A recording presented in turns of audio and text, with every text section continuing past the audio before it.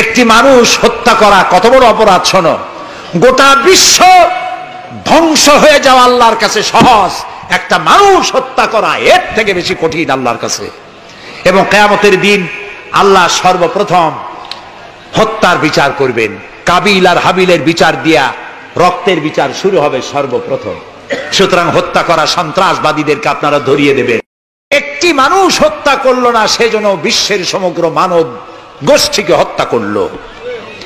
একটা মানুষ হত্যা করার অপরাধ হচ্ছে বিশ্বের সব মানুষ হত্যা করার সমান। ওয়ামান আহিয়াহা, আর কেউ যদি একটি মানুষকে বেঁচে থাকার সুযোগ করে দিল, ফাকান্নামা আহিয়ান নাসা জামিয়া, সেজন্য সারা পৃথিবীর মানুষগুলিকে বেঁচে থাকার জন্য সুযোগ করে দিল। যারা মানুষ হত্যা করে তাদের শাস্তি কি? আল্লাহ তাআলা বলছেন, ইন্নামা জাযাউল্লাযীনা ইউহারিবুনাল্লাহ ওয়া রাসূলাহু ওয়া ইয়াসআউনা ফিল আরদি ফাসাদান, যারা আল্লাহর এই জমিনে বিপর্যয় সৃষ্টি করতে চায়, সন্ত্রাস সৃষ্টি করতে চায়, তাদের জন্য 4 প্রকার শাস্তি। কয় প্রকার শাস্তি? কে বলতেছে? যারা বোমা মারে, যারা গ্রেনেড হামলা করে, যারা মানুষ হত্যা করে, যারা শান্তিপূর্ণ সমাজের উপরে সমাজকে বিশৃঙ্খলা সৃষ্টি করতে চায়, আল্লাহ তাআলা তাদের জন্য 4 প্রকারের শাস্তি নির্ধারণ করেছেন। আইয়ুকাত্তালু, তাদেরকে হত্যা করো, আও ইউসাল্লাবু, অথবা তাদেরকে শুল দণ্ডে দিয়ে দাও, আও তুকাত্তা আইদিয়াহুম ওয়া আরজুলিহিম, অথবা তাদের ডান হাত আর বাম হাত উল্টা কেটে দাও। হয় প্রথমে ডান পরে বাম পা, বাম হাত ডান পা, একটার উল্টা আর একটা কাটো। চতুর্থ, আও ইয়ানফাউ মিনাল আরদ, অথবা দেশ থেকে বহিষ্কার করে দাও। সুতরাং আজকে যারা সন্ত্রাসী তৎপরতা চালাচ্ছে তাদের সাথে ইসলামের কোনো সম্পর্ক নাই।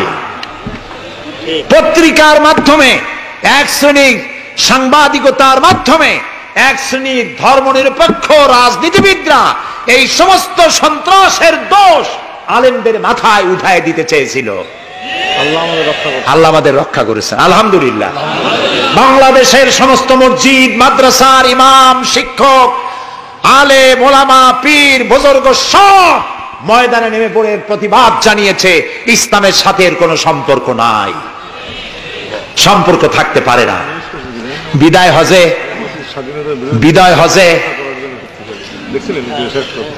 শুনতেছেন, নবী করিম সাল্লাল্লাহু আলাইহি ওয়াসাল্লাম বক্তব্য রাখছেন। বিদায় হজে নবী করিম সাল্লাল্লাহু আলাইহি ওয়াসাল্লাম বললেন, ও সাহাবীরা, আজকের কোন দিন?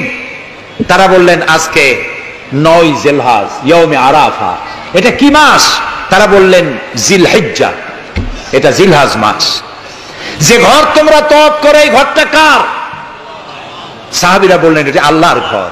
নবী করিম সাল্লাল্লাহু আলাইহি ওয়াসাল্লাম বললেন, আজকের দিন, আরাফাতের দিন যেমন পবিত্র, আজকের মাস যেমন পবিত্র, আল্লাহর ঘর যেমন পবিত্র, তোমাদের একের রক্ত আরেকজনের কাছে সেই রকম পবিত্র। সুবহানাল্লাহ বলেন। রাসূলুল্লাহ বলছেন, একটি মানুষ হত্যা করা কত বড় অপরাধ শোনো। গোটা বিশ্ব ধ্বংস হয়ে যাওয়া আল্লাহর কাছে সহজ, একটা মানুষ হত্যা করা এর থেকে বেশি কঠিন আল্লাহর কাছে। তারা হচ্ছে পৃথিবীর সমস্ত সৃষ্টি জগতের মধ্যে নিকৃষ্ট হচ্ছে তারা, যারা কাফের, যারা আল্লাহকে অস্বীকার করেছে। দেখুন, কোরআন শরীফে আল্লাহ পাক এক জায়গায় বলেছেন, ওয়ালাকাদ জারানা লি জাহান্নামা কাসীরাম মিনাল জিন্নি ওয়াল ইনস, আমি মানুষ এবং জিনেদের মধ্যে এক শ্রেণীর মানুষ আর জিনকে তৈরি করেছি জাহান্নামের জন্য। জাহান্নামের জন্য তারা তৈরি হয়েছে। কারা? লাহুম কুলুবুন লা ইয়াফকাহুনা বিহা, যাদেরকে অন্তঃকরণ দিয়েছি, এই অন্তঃকরণ দিয়ে সব বুঝলো, এই বিবেক দিয়ে সব বুঝলো, কিন্তু আমারে বুঝলো না, আমার সৃষ্টি বুঝলো না। ওয়ালাহুম আয়ুনুন লা ইউবসিরুনা বিহা, তাদের চোখ দিছি, কিন্তু চোখ দিয়ে সব দেখলো, আমার সৃষ্টি দেখে আমাকে চিনলো না। তাদের কান দিলাম, এ কান দিয়া সব শুনলো, কিন্তু মজলুম দুর্বলের ফরিয়াদ তাদের কানের মধ্যে ঢুকলো না। উলাইকা কাল আনআম, আল্লাহ পাক বলেন এগুলি হলো চতুষ্পদ। কি কোন আপনারা বলেন? কি জানোয়ার? কে বলতেছেন? আপনারা কি রাগ করতেছেন নাকি? আর রাগ করলে হবেটা কি? সৃষ্টি যিনি করেছেন, এই পদবাচ্যে বিশেষিত বিবেচিত করেছেন সেই আল্লাহ। আল্লাহ পাকই বলছেন, বিবেক দিলাম, আমাকে চিনলে না, চোখ দিলাম আমার সৃষ্টি দেখে আমাকে উপলব্ধি করলে না, হেদায়েত পেলে না, কান দিলাম হক শুনলে না, উলাইকা কালানাম, মালিক চেনো নাই, কাজী তুমি হচ্ছ চতুষ্পদ জানোয়ারের মতো। এ পর্যন্ত বললে না হয় হতো, কিন্তু আল্লাহ আর একটু আগায় গেলেন। আল্লাহ পাক সামনে গিয়ে বললেন বাল হোক আদাল, জানোয়ারের চাইতে নিকৃষ্ট। আমি এইটা বুঝি নাই, জানোয়ারের চাইতে নিকৃষ্ট আল্লাহ কইলেন কেন? পরে অনেক চিন্তা করে বুঝে আসলো। আল্লাহ পাক বলেছেন বুঝতে চেষ্টা করতে চাইলে আল্লাহ পাক বোঝার ব্যবস্থা করে দেন। সুবহানাল্লাহ। তো এটা কেন জানোয়ারের মতো হইল কেন? পরে চিন্তা করে দেখলাম যে বিষয়টা হচ্ছে মালিককে চেনা নিয়ে, আল্লাহকে চেনা নিয়ে। পশুতে কিন্তু মালিক চেনে, পশুতে মালিক চেনে। যেমন আপনারা বাড়িতে যদি কেউ কুকুর পোষেন, কুকুর পোষেন অনেকে, এই কুকুর পোষেন কেন? কুকুর পুষেছেন চোর ডাকাত যাতে বাড়িতে হামলা না করতে পারে, সেই জন্য কুকুর পুষেছেন। গভীর রাত্রে মানুষের পায়ের আওয়াজ পাওয়ার সাথে সাথে কুকুর তার ভাষায় বিরাট গর্জন করে ওঠে, ঠিক কিনা? তার ভাষায় সে বলে, সে বলতে থাকে, তার ভাষায় সে বলে থাম, স্টপ, পরিচয় দে তুমি কে।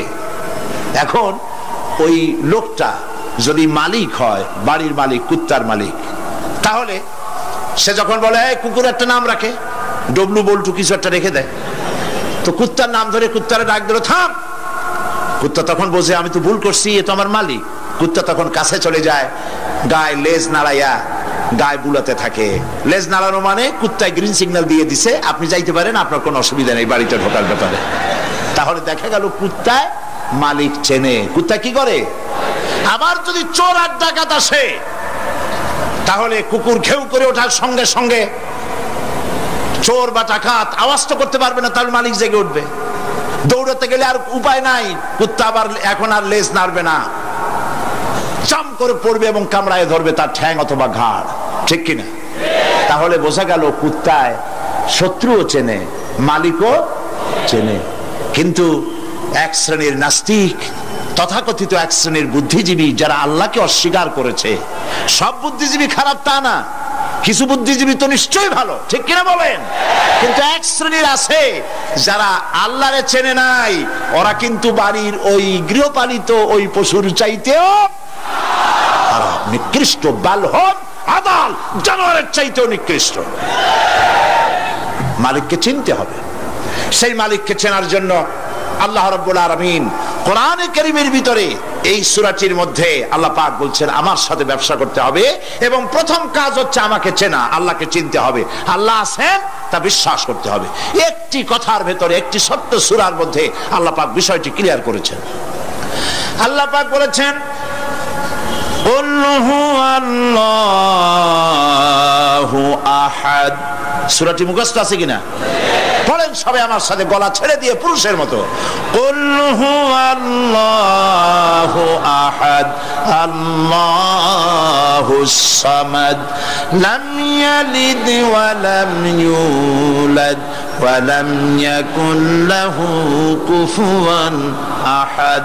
আল্লাহ পাক বলেন, বলো হে নবী আপনি বলুন আল্লাহ এক এবং একক, তিনি বেনিয়াস, কারো মুখাপেক্ষী তিনি নন, তিনি কাউকে জন্ম দেন নাই, তাকেও কেউ জন্ম দেয় নাই।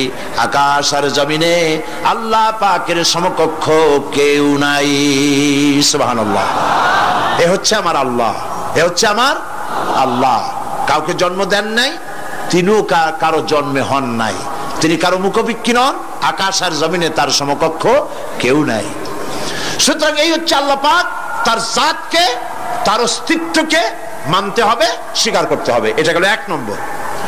দু নম্বরের কথা হচ্ছে, যেহেতু ইমানের উপরে আমি ব্যাপক কথা আলোচনা করতে চাই ইনশাআল্লাহ, সেই জন্য খুব বেশি ব্যাখ্যা দিচ্ছি না। দুই নম্বরে হচ্ছে, আমি বলছিলাম কয়টা শর্ত? চারটে। এক নম্বর কি? আল্লাহর অস্তিত্ব। দুই নম্বরে হচ্ছে আল্লাহর গুণাবলী, গুণাবলীকে স্বীকার করা। পানিকে বিশ্বাস করতে হবে, পানি ডুবাই দিতে পারে, ভিজাইতে পারে, পানির এই ধর্ম সহকারে, এই শক্তি সহকারে পানিকে বিশ্বাস করতে হবে। পয়জনকে বিশ্বাস করতে হবে, তাকে পান করলে আমি মরে যেতে পারি, সাপে দংশন করলে মরে যেতে পারি, সাপকে এভাবে বিশ্বাস করতে হবে। বাঘকে বিশ্বাস করতে পারে হতে হবে যে সে যে কোনো মুহূর্তে আমাকে হামলা করতে পারে। প্রত্যেক জিনিসের শক্তি সহকারে, আগুন সে জ্বালাতে পারে, পোড়াতে পারে, এই শক্তি সহকারে বিশ্বাস করতে হবে। আল্লাহরে বিশ্বাস করবেন কিভাবে? আল্লাহর গুণাবলী সহকারে। বলেন, আল্লাহকে বিশ্বাস করবেন কিভাবে? তার গুণাবলী সহকারে বিশ্বাস করতে হবে। শুধু যদি বলেন আল্লাহরে বিশ্বাস করি, হবে না। আল্লাহর গুণ সহকারে বিশ্বাস করতে হবে। এক নম্বর গুণিত হচ্ছে আল্লাহ হচ্ছেন খালিক, তিনি হচ্ছেন স্রষ্টা। আল্লাহকে আমার স্রষ্টা, আমার রব, গোটা বিশ্বের রব, বিশাল আকাশের মালিক, জমিনের মালিক, বিস্তীর্ণ এই পৃথিবীর মালিক, সব কিছুর একচ্ছত্র মালিককে আল্লাহ পাককে স্রষ্টা হিসেবে মানতে হবে। তিনি সৃষ্টি করেছেন, তিনি রব, তিনি সৃষ্টি করেন, তিনি প্রতিপালন করেন, তিনি পূর্ণতায় পৌঁছে দেন, এই হিসাবে তিনি তাকে বিশ্বাস করতে হবে। গোটা সৃষ্টিকে প্রতিপালন করার জন্য পানি দরকার। এই পানির বন্দোবস্ত কে করেছেন? বলেন, কে করেছেন? এই পৃথিবীর 4 ভাগের 3 ভাগ কি? বলেন কি? পানি। আর 1 ভাগ স্থল। এই অতিরিক্ত পানি যে আল্লাহ বানালেন, 3 ভাগ পানি 1 ভাগ স্থল, এ পানি কি খামোখা বানিয়েছেন? না, এই পৃথিবীকে বাঁচায় রাখার জন্যই আল্লাহ পাক পানি বানায় রেখেছেন, অতিরিক্ত পানি বানাইছেন। আবার ওই পানি সব জায়গায় পৌঁছতে পারবে না বলে আল্লাহ বিরাট জলাধার বানিয়েছেন, সমুদ্র, মহাসমুদ্র, বিরাট বিরাট দরিয়া। এতে পানি সব জায়গায় পৌঁছবে না বলে আল্লাহ পাক আবার খাল বানিয়েছেন, নদী বানিয়েছেন, বিল বানিয়েছেন, হাওর বানিয়েছেন। মাটির পরতে পরতে আল্লাহ পাক পানি রেখে দিয়েছেন। সুবহানাল্লাহ। তারপরে এতেও হবে না, সেই জন্য আল্লাহ পাক আবার সমুদ্র থেকে পানিগুলি তুলে মেঘমালায় পরিণত করে বৃষ্টির আকারে ফোঁটা ফোঁটা পানি দিয়ে কোথায় কোথায় শুকনা একটা বালুকণা আছে তাকেও খুঁজে বার করে পানি দিয়ে আল্লাহ পাক সিক্ত করে দেন, ভিজায় দেন। এ হচ্ছে আল্লাহ। তার এই প্রতিপালনের শক্তি সহকারে, গুণ সহকারে তাকে বিশ্বাস করতে হবে। সবকিছুর স্রষ্টা তিনি, মালিক তিনি। ওই আল্লাহ রাব্বুল আলামিন, তার গুণাবলী সহকারে বিশ্বাস করতে হবে। তার গুণ হচ্ছে তিনি খালিক, তিনি মালিক, তিনি রাজ্জাক। সকলের খাবার তিনি পৌঁছান, কারো খাবার তিনি, পৃথিবীতে যত প্রাণী তৈরি করেছেন সকলের খাবারও তিনি তৈরি করে দিয়েছেন। আল্লাহ পাক বলেছেন, ওয়া মা মিন দাব্বাতিন ফিল আরদি ইল্লা আলাল্লাহি রিজকুহা। পৃথিবীর ভিতরে এমন কোন প্রাণী নাই, এমন কোন জীব নাই যার রিস্কের দায়িত্ব আমি আল্লাহ গ্রহণ করি নাই। সুবহানাল্লাহ। সকল প্রাণী জগতের খাবার কে তৈরি করেছেন? খাবার পৌঁছায়ছেন কে? একটা দৃষ্টান্ত দেই, যেহেতু আজকে এই বিষয়ে আমি বলবো না, একটা দৃষ্টান্ত দেই বোঝার জন্য। আপনারা মুরগির ডিম দেখছেন নিশ্চয়ই, অন্যান্য পাখির ডিমও দেখেছেন। এই ডিমের ভিতর থেকে বাচ্চা হয় ডিমের কোন অংশ দিয়ে? ভেতরের কুসুমটা দিয়েই কি হয় বলেন? বাচ্চা হয়। বাচ্চা যখন ডিমের ভিতরে হলো তখন তার প্রাণ আসছে। এই প্রাণ আসার পর, প্রাণ আসার সাথে সাথে বাচ্চার ক্ষুধার উদ্রেক হয়েছে। খাবেটা কি? ডিমের ভিতরে খাবার পৌঁছতে গেলে ডিম তো ফেটেই যাবে, বাচ্চা মরে যাবে। এখন খাবারটা দুনিয়ার কোন বিজ্ঞানী ডিমের পেটের মধ্যে, ডিমের মধ্যে বাচ্চাকে খাবার পৌঁছতে পারবে কি?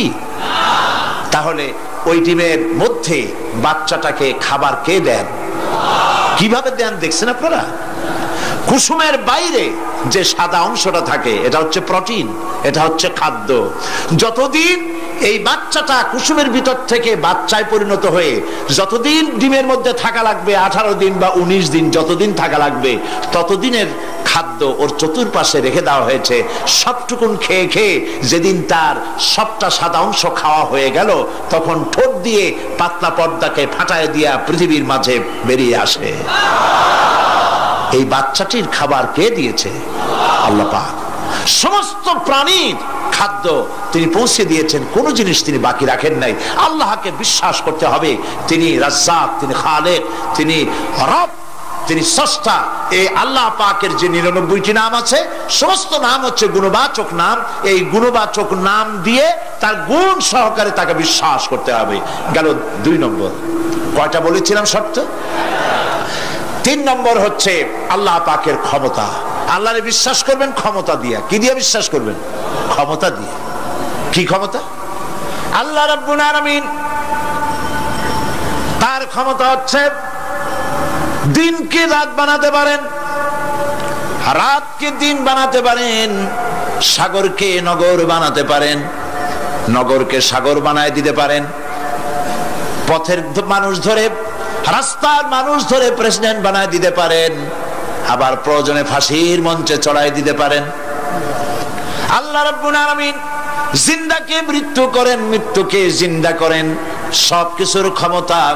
ইন্নাল্লাহা আলা কুল্লি শাইইন কাদির। সমস্ত জিনিসের উপরে ক্ষমতা রাখেন কে? জোরে বলুন। সব জিনিসের উপরে প্রচন্ড ক্ষমতার মালিক। এই ক্ষমতা অ্যাপ্লাই করার জন্য আল্লাহ রাব্বুল আলামিনের কোনো বাটন টেপা লাগে না, সেনাবাহিনী ডাকার দরকার হয় না। শুধু বলেন দুইটা অক্ষর, বলেন তো কি? মাশাআল্লাহ, আপনাদের ওয়াজ শুনাইয়া মজা আছে, কারণ আপনারা বোঝেন। শুধু দুইটা অক্ষর, কোন হও, সাথে সাথে হয়ে যায়। এটার দুইটা ব্যাখ্যা আছে। একটা হচ্ছে যেটা আল্লাহ পাক এখনই চান সেটা কোন বলার সাথে সাথে তখনই হয়, আবার যেটা এখন চান না কিছু পরে, সেটার জন্য কোন বলার সাথে সাথে সেটার হওয়ার প্রক্রিয়া শুরু হয়ে যায়। সুবহানাল্লাহ। দেখেন না, এই যে ভারতের আনজার, ভুজ, আহমেদাবাদ, এইখানে আল্লাহ অবিশ্বাসী লোক যারা, তারা বলে প্রকৃতির লীলা খেলা। তো প্রকৃতি এটা কি কোনো জানোয়ারের নাম যা আল্লাহর অবাধ্য? আল্লাহ যা বলে তা শোনে না, এক জায়গায় কাঁপাই দিয়ে সব ভেঙে চুরে শেষ করে দেয়, অথবা বন্যা হয়ে সব ডুবাই দেয়। প্রকৃতি কোনো জানোয়ারের নাম নয়। আল্লাহ পাক যখন যা ইচ্ছা করেন, ফাআলুল লিমা ইউরিদ, যা খুশি যা খুশি তাই করেন। আল্লাহর ইচ্ছে হয়েছে, কোন বলেছেন, সঙ্গে সঙ্গে এ পর্যন্ত খবর যা পাওয়া গেছে মৃতের সংখ্যা 2 লাখের উপরে। আল্লাহ পাক ইচ্ছে করলে সব জায়গায় এটা করে দিতে পারেন। আমি ভূমিকম্প কেমনে হয় আমি সেটা দেখেছি। আজ থেকে কয়েক বছর আগে ক্যালিফোর্নিয়া, আমেরিকার একটি স্টেট, লস অ্যাঞ্জেলেসে ভূমিকম্প হয়েছিল। ওই দেশে রাস্তা আছে 2 তলা 3 তলা 4 তলা, ফ্লাইওভার গুলি 3 তলা 4 তলা পর্যন্ত। এই দৃশ্যটা ওয়াশিংটনের নাসা, যেখানে মহাশূন্য গবেষণাগারের কয়েকটা অফিস আছে, তার একটি অফিস আছে ওয়াশিংটনে। সেইখানে আমাকে নেওয়া হলো এবং আমি দেখলাম বিরাট স্ক্রিন, সেই পর্দায় দেখানো হলো ভূমিকম্পের দৃশ্য। দরিয়ার ভিতরে পানি যেমন রোলিং হয়, তুফান হয়, এইভাবে করে যখন ভূমিকম্প শুরু হলো তখন ক্যালিফোর্নিয়ার রাস্তাঘাট, মাটিগুলি, বিল্ডিংগুলি দেখতেছিলাম মাটির মধ্যে দরিয়ার মতো তুফান হচ্ছে এরকম করে। পাটিসাপটা পিঠা আপনারা দেখেছেন, বা ডিমের মামলেট দেখেছেন। এইটা যেমন জড়ায় 2 তলা 3 তলা রাস্তাগুলি একটার পর একটা পেঁচাইয়া দুমড়ে মুচড়ে মুহূর্তের ভিতরে, 1 মিনিট তো নয়, কয়েক সেকেন্ডের ভিতরে সব শেষ হয়ে গেল, লন্ডভন্ড হয়ে গেল। এইখানে কোনোদিন মানুষের বসতি ছিল বলে তার কোনো প্রমাণ নাই, কিন্তু দুর্ভাগ্যজনক সত্য এই, মানুষ এগুলি চোখে দেখে তারপরেও বিশ্বাস করতে পারে না। কপাল পোড়া। এগুলো কি? কপাল পোড়া, বিশ্বাস করতে পারে না। ক্ষমতায় যে যখন থাকে তখন চতুর্দিকে অন্ধকার দেখে, মনে করে যে এ ক্ষমতা আর আমার হাত থেকে যাবে না, যা খুশি তাই করব। কিন্তু তোমাকে নিয়ন্ত্রণ করার আরেকজন আছেন, আছেন কিনা? সেজন্য আল্লাহ পাক বলেছেন, ওয়ামুদ্দুহুম ফি তুগয়ানিহিম ইয়ামাহুন, আমি যারা সীমা লঙ্ঘন করে আমি ঢিল দেই, একশোটে ধরি না, ঢিল দেই, দেখি কদ্দূর পারো। এই জন্য তো ফেরাউন বেঁচে ছিল 950 বছর। কোন কোন কিতাবে লেখা আছে 950 বছর হায়াত পেয়েছিল, জানি না কত বছর পাইছিল। 950 বছরের ভেতরে একদিন তার সর্দিও হয় নাই। ও যেন বলতে না পারে যে যদি আমার অসুখ বিসুখ হইতো তাও তো আমি আল্লাহ তোমারে ডাকতাম। মানে মুনাফিক, কাফের, বেঈমান, অহংকারী। আল্লাহ সুযোগ দেন, পাপিষ্ঠকে সুযোগ দিয়ে দেন। এই কথা যেন বলতে না পারে যে আল্লাহ আর যদি 6টা মাস সময় পাইতাম তাহলে আমি ভালো হয়ে যেতাম। এরকমও সুযোগ দেওয়া হয় না। ঠিক আছে, করতে থাকো, দেখি কত দূর পারো। তারপরে যখন সীমা লঙ্ঘন করে করে একদম প্রান্তে এসে যায়, তখন দড়ির অপর প্রান্ত কার কাছে? কার কাছে? ঘুড়ি যত উপরেই ওড়ে, ঘুড়ির লাটায় ওই পেছনে একটা সুতা আছে, সেই সুতাটা আরেকজনের হাতে, ঠিক না? ঘুড়ি যতই মনে করুক যে আমি পাল্লা দিয়ে মঙ্গল গ্রহে যাব, যেখানে খুশি সেখানে যাব, ঘুড়ির এই অহংকার মিশে বেশি দূরে যেতে পারবে না, যেহেতু তোমার পেছনে একটা দড়ি আছে, সেই দড়িটা আরেকজনের হাতে। এই দড়িতে যখন টান দেওয়া হবে, কাছে ফিরে আসতে হবে, যেখান থেকে উৎপত্তি সেখানেই ফিরে আসতে হবে। সুতরাং আল্লাহ পাকের এই প্রচন্ড ক্ষমতাকে বিশ্বাস করতে হবে যে তিনি বিরাট ক্ষমতার মালিক। ফকিরকে আমির বানান, আমিরকে ফকির বানান, আবার প্রয়োজনে ইচ্ছে করলে পথের লোক ধরে, কেউ চেনে না কেউ শোনে না, আল্লাহ পাক ধরে নিয়ে বাদশা বানান, আবার যখন আল্লাহ নারাজ হন তখন ফাঁসিতে ঝুলায় দেন। পারেন কিনা? পারেন কিনা? প্রচন্ড ক্ষমতার মালিক তিনি।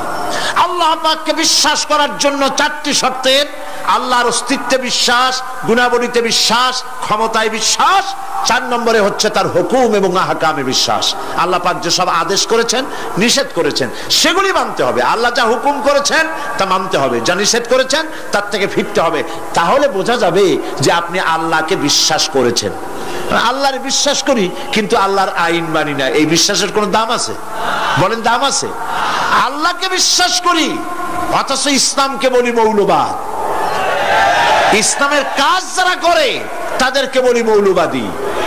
আর যাই হোক, এগুলো মুসলমান না, এগুলি মুনাফিক। এগুলি কি? এই জন্য আল্লাহ পাক বলছেন, জাহান্নামের কঠিন শাস্তি থেকে বাঁচার জন্য আমার সাথে ব্যবসা করো। কার সাথে? এই ব্যবসার মধ্যে 3টা পুঁজি: তুমিনুনা বিল্লাহি ওয়া রাসূলিহি ওয়া তুজাহিদুনা ফি সাবিলিল্লাহি বিআমওয়ালিকুম ওয়া আনফুসিকুম যালিকুম খায়রুল লাকুম ইন কুনতুম তা'লামুন। আমার সাথে ব্যবসা করো। সেই ব্যবসার পুঁজি হলো 3টি। পুঁজি কয়টা বলেছি? কয়টা? একটাও এখনো শেষ হয়নি। প্রথমে বলেছিলাম আল্লাহর প্রতি ঈমান, 2 নম্বরে রাসূলের প্রতি ঈমান, 3 নম্বরে এখনই ভুলে গেলেন? জোরে বলেন কি? এখন আল্লাহর প্রতি ঈমান আনলে পরে উপকার কি কি কি উপকার হয় সেটা শোনার দরকার কিনা? ফায়দা ছাড়া তো মানুষ কাজ করে না, ফায়দা হইতে হবে, লাভ হইতে হবে। ঈমান, আল্লাহর প্রতি ঈমান আনলে অনেক লাভ। তার মধ্যে কয়েকটা লাভের কথা আজকে আমি বলবো ইনশাআল্লাহ। বলেন ইনশাআল্লাহ। বলবো কিনা? কয়েকটা লাভের কথা বলি, আমি আশা করি ফায়দা হবে ইনশাআল্লাহ। বলি ইনশাআল্লাহ। 1 নম্বরের ফায়দা, আল্লাহর উপর ঈমান আনলে, মুখস্থ করেন, কাগজ কলম থাকলে লিখে নেন, আর না হয় মনে মনে মনে রেখে দেন, মেমোরিতে ধরে রাখেন। আল্লাহর উপর ঈমান আনার 1 নম্বরের লাভ হচ্ছে আত্মমর্যাদার সৃষ্টি হয়। যারা আল্লাহর উপর ঈমান আনে তাদের আত্মমর্যাদার সৃষ্টি হয়, পার্সোনালিটি, শখসিয়ত তৈরি হয়। এমন শখসিয়ত হয়, শখসিয়ত মানে কি? পার্সোনালিটি। পার্সোনালিটি মানে কি? ব্যক্তিত্ব। ব্যক্তিত্ব তৈরি হয়। সে কোনো পাগল শ্রেণীর লোক হয় না, তার চলায়, তার বলায়, তার ওঠায় ব্যক্তিত্বের ছাপ ফুটে ওঠে। এই ব্যক্তিত্বের পরিস্ফুটনের কথা বিশ্বকবি বলেছেন। কে বিশ্বকবি? আল্লামা ইকবাল রহমতুল্লাহ আলাইহি। আল্লামা ইকবাল রহমতুল্লাহ আলাইহি তিনি বলছেন, খুদি কো কর ইতনা বুলন্দ, खुदी को कर इतना बुलंद कि हर तकदीर लिखने के पहले खुदा पूछे बंदे को बता तेरी रजा क्या है। নিজের ব্যক্তিত্বের পরিস্ফুটন এভাবে গড়ে তোলো, পার্সোনালিটি, শখসিয়ত এভাবে তৈরি করো যাতে আল্লাহ পাক তোমার তকদির লেখার সময় তোমারে জিজ্ঞেস করে, বান্দা তুই বল তোর তকদিরটা আমি কিভাবে লিখবো। সুবহানাল্লাহ বলেন। এটাই হচ্ছে ইমানের প্রথম কথা, ইমান যে আনে তার মধ্যে মর্যাদার সৃষ্টি হয়, সে কোনো কিছুকে ভয় পায় না, আত্মমর্যাদা আসে। কারণ ইমান আনার আগে, খুব খেয়াল করুন, ইমান আনার আগ পর্যন্ত সে ভয় করত সাপকে, তাই সাপকে পূজা করত। সে ভয় পেত পাথরকে, তাই পাথর পূজা করত। সে ভয় পেত সূর্যকে, তাই সূর্যকে পূজা করত।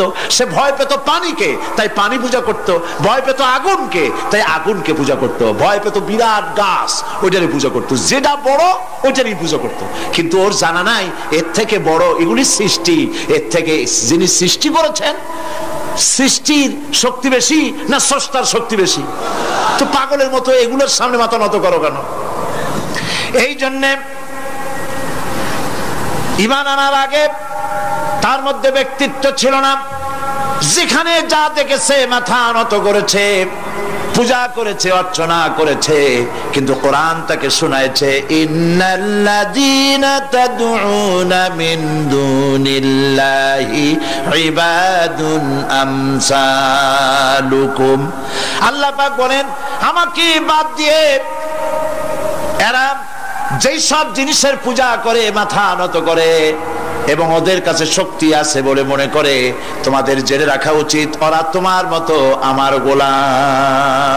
আল্লাহর প্রতি ঈমান আনায় মানুষ বিনয় এবং বিনম্র প্রকাশ করে, সে অহংকারী হতে পারে না। আল্লাহর উপরে যে ঈমান আনে সে অহংকারী হইতে পারে না, কারণ আল্লাহ বলে দিয়েছেন, ইয়া মাশারাল জিন্নি ওয়াল ইনস ইন ইসতাতা'তুম আন তানফুযু মিন আকতারিস সামাওয়াতি ওয়াল আরদ ফানফুযু লা তানফুযুনা ইল্লা বিসুলতান। যারা অহংকারী, যারা স্বৈরাচারী, যারা জালিম, আল্লাহ পাক তাদেরকে বলছেন, হে পৃথিবীর মানুষেরা, জেনেরা, যদি সম্ভব করতে পারো, আমার আইন ভালো লাগে না, আমার ইসলাম পছন্দ হয় না, আমার আলেম ভালো লাগে না, আমার কোরআন ভালো লাগে না, অবস্থা যদি এমনটি হয়, বেরিয়ে যাও, বেরিয়ে যাও।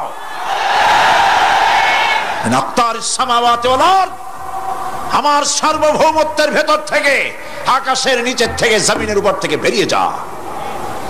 ফানফুযু লা তানফুযু ইল্লা বিসুলতান। কোথায় যাব? পালাবার জায়গা নাই, বেরোতে পারবে না। আকাশ আর জমিন দিয়ে প্যাকেট করে রেখেছি, পালাবার জায়গা নাই। কোথায় যাইবা? জুলুমের হাত যত আছে করতে থাকো, আর আল্লাহ রাব্বুল আলামিন দেখতেছেন। সুতরাং ঈমানদার ব্যক্তি, তার মধ্যে বিনয় আসে, বিনম্র হয়।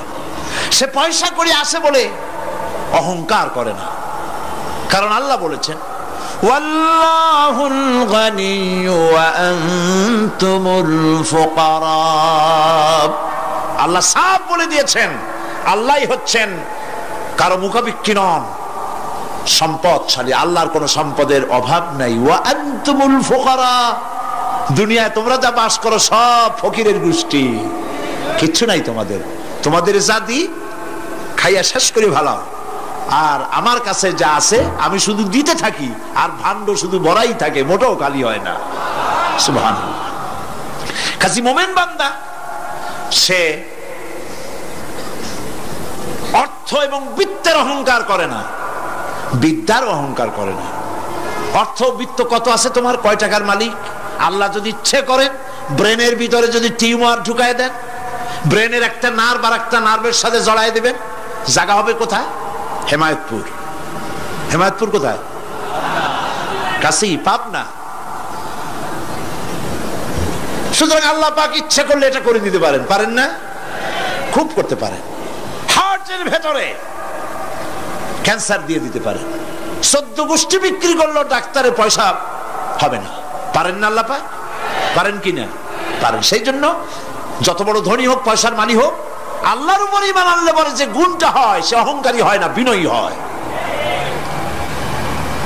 আল্লাহ রাব্বুল আলামিন কোরআনে কারীমের ভিতরে বলে দিয়েছেন, লিল্লাহি মা ফিস সামাওয়াতি ওয়া মা ফিল আরদ। যারা সামান্য একটু রাজত্ব পাইয়া ছোট্ট ছোট্ট একটা দেশের প্রেসিডেন্ট, প্রধানমন্ত্রী, কি হনুরে, এরকম একটা ভাব। আর্মি হাতে, বিডিআর হাতে, পুলিশ হাতে, যা খুশি তাই করি না। আল্লাহ পাক বলছেন লিল্লাহি মা ফিস সামাওয়াতি ওয়া মা ফিল আরদ, আকাশ আর জমিনের একচ্ছত্র মালিকানা কার? চিল্লায় বলুন আল্লাহ পাকের। সুতরাং তুমি মাতবাড়ি করে কদ্দুর পারবা?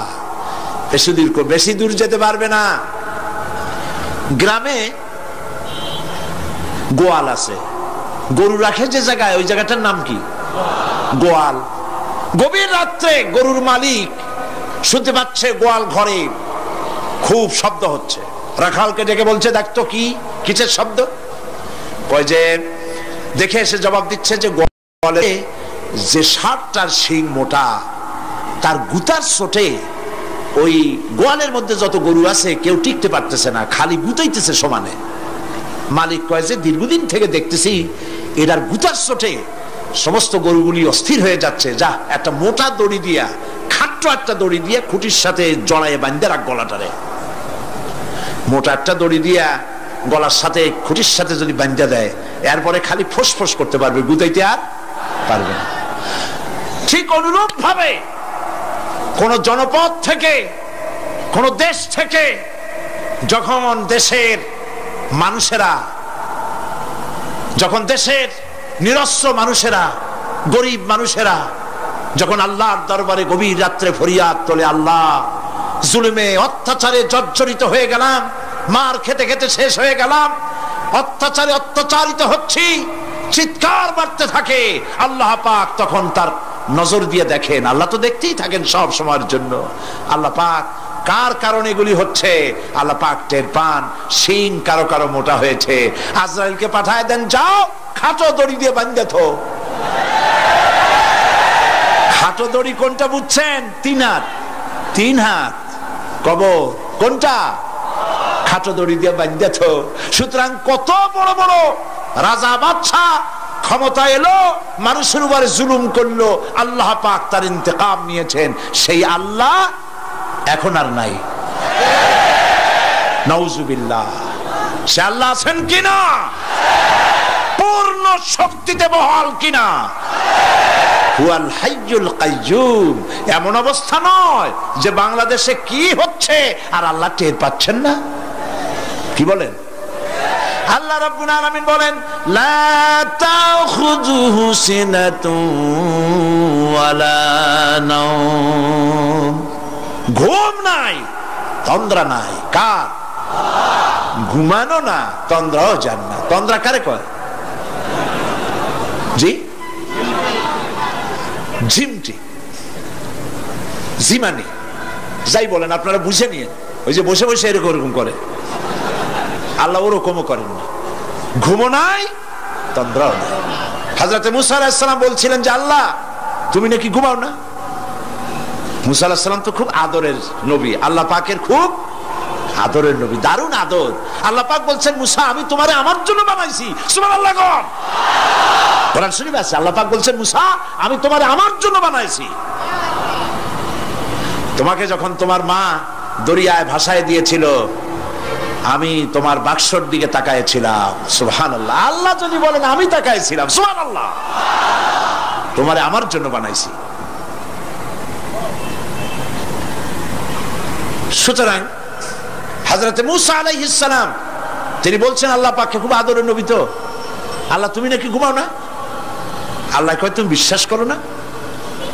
হযরত মুসা আলাইহিস সালাম বললেন, আল্লাহ অবশ্যই বিশ্বাস করি, তবে বুঝি না বিষয়টা কি, বুঝি না কেমনে না ঘুমাই পারে, বুঝি না। আল্লাহ আচ্ছা ঠিক আছে, তুমি যখন বিশ্বাস করছো তখন আর অসুবিধা নেই, বিশ্বাস না করলে মুসিবত ছিল। পয়গম্বর মানুষ, তাকে তো বলতেই হবে বিশ্বাস করি, তবে বুঝি না। আল্লাহ কয় ঠিক আছে, বিশ্বাস যখন করো আমি বুঝাই দেবো। নিয়ে আসো 1 গ্লাস পানি। 1 গ্লাস পানি নিয়ে আসলেন, দাঁড়ায় থাকো। মুসা আলাইহিস সালামকে আল্লাহ বললেন পানি নিয়ে দাঁড়ায় থাকো, আর ঘুমের আল্লাহ করলেন মুসারে ধর।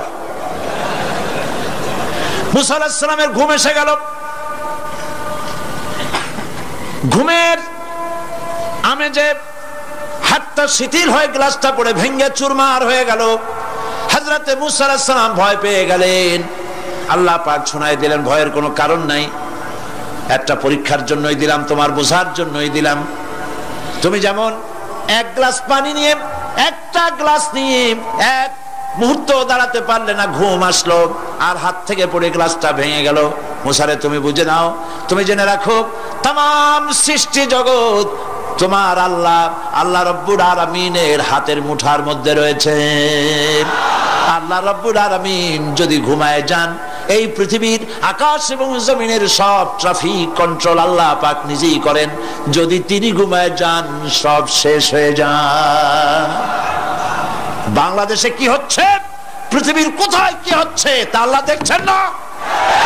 চিল্লায় বলো, দেখছেন না? সে আল্লাহ রাব্বুল আলামিন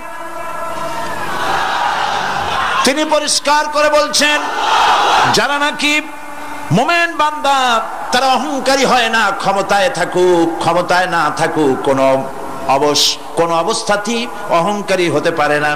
আল্লাহ পাক শোনায় দিয়েছেন, যারা অহংকার করে তাদেরকে পরিষ্কার করে বলেছেন, ওয়ালা তামশি ফিল আরদি মারহান ইন্নাকা লান তাখরিকাল আরদা ওয়া লান তাবলুগাল জিবালা তুলা ওয়ালা তামশি ফিল আরদি মারহান।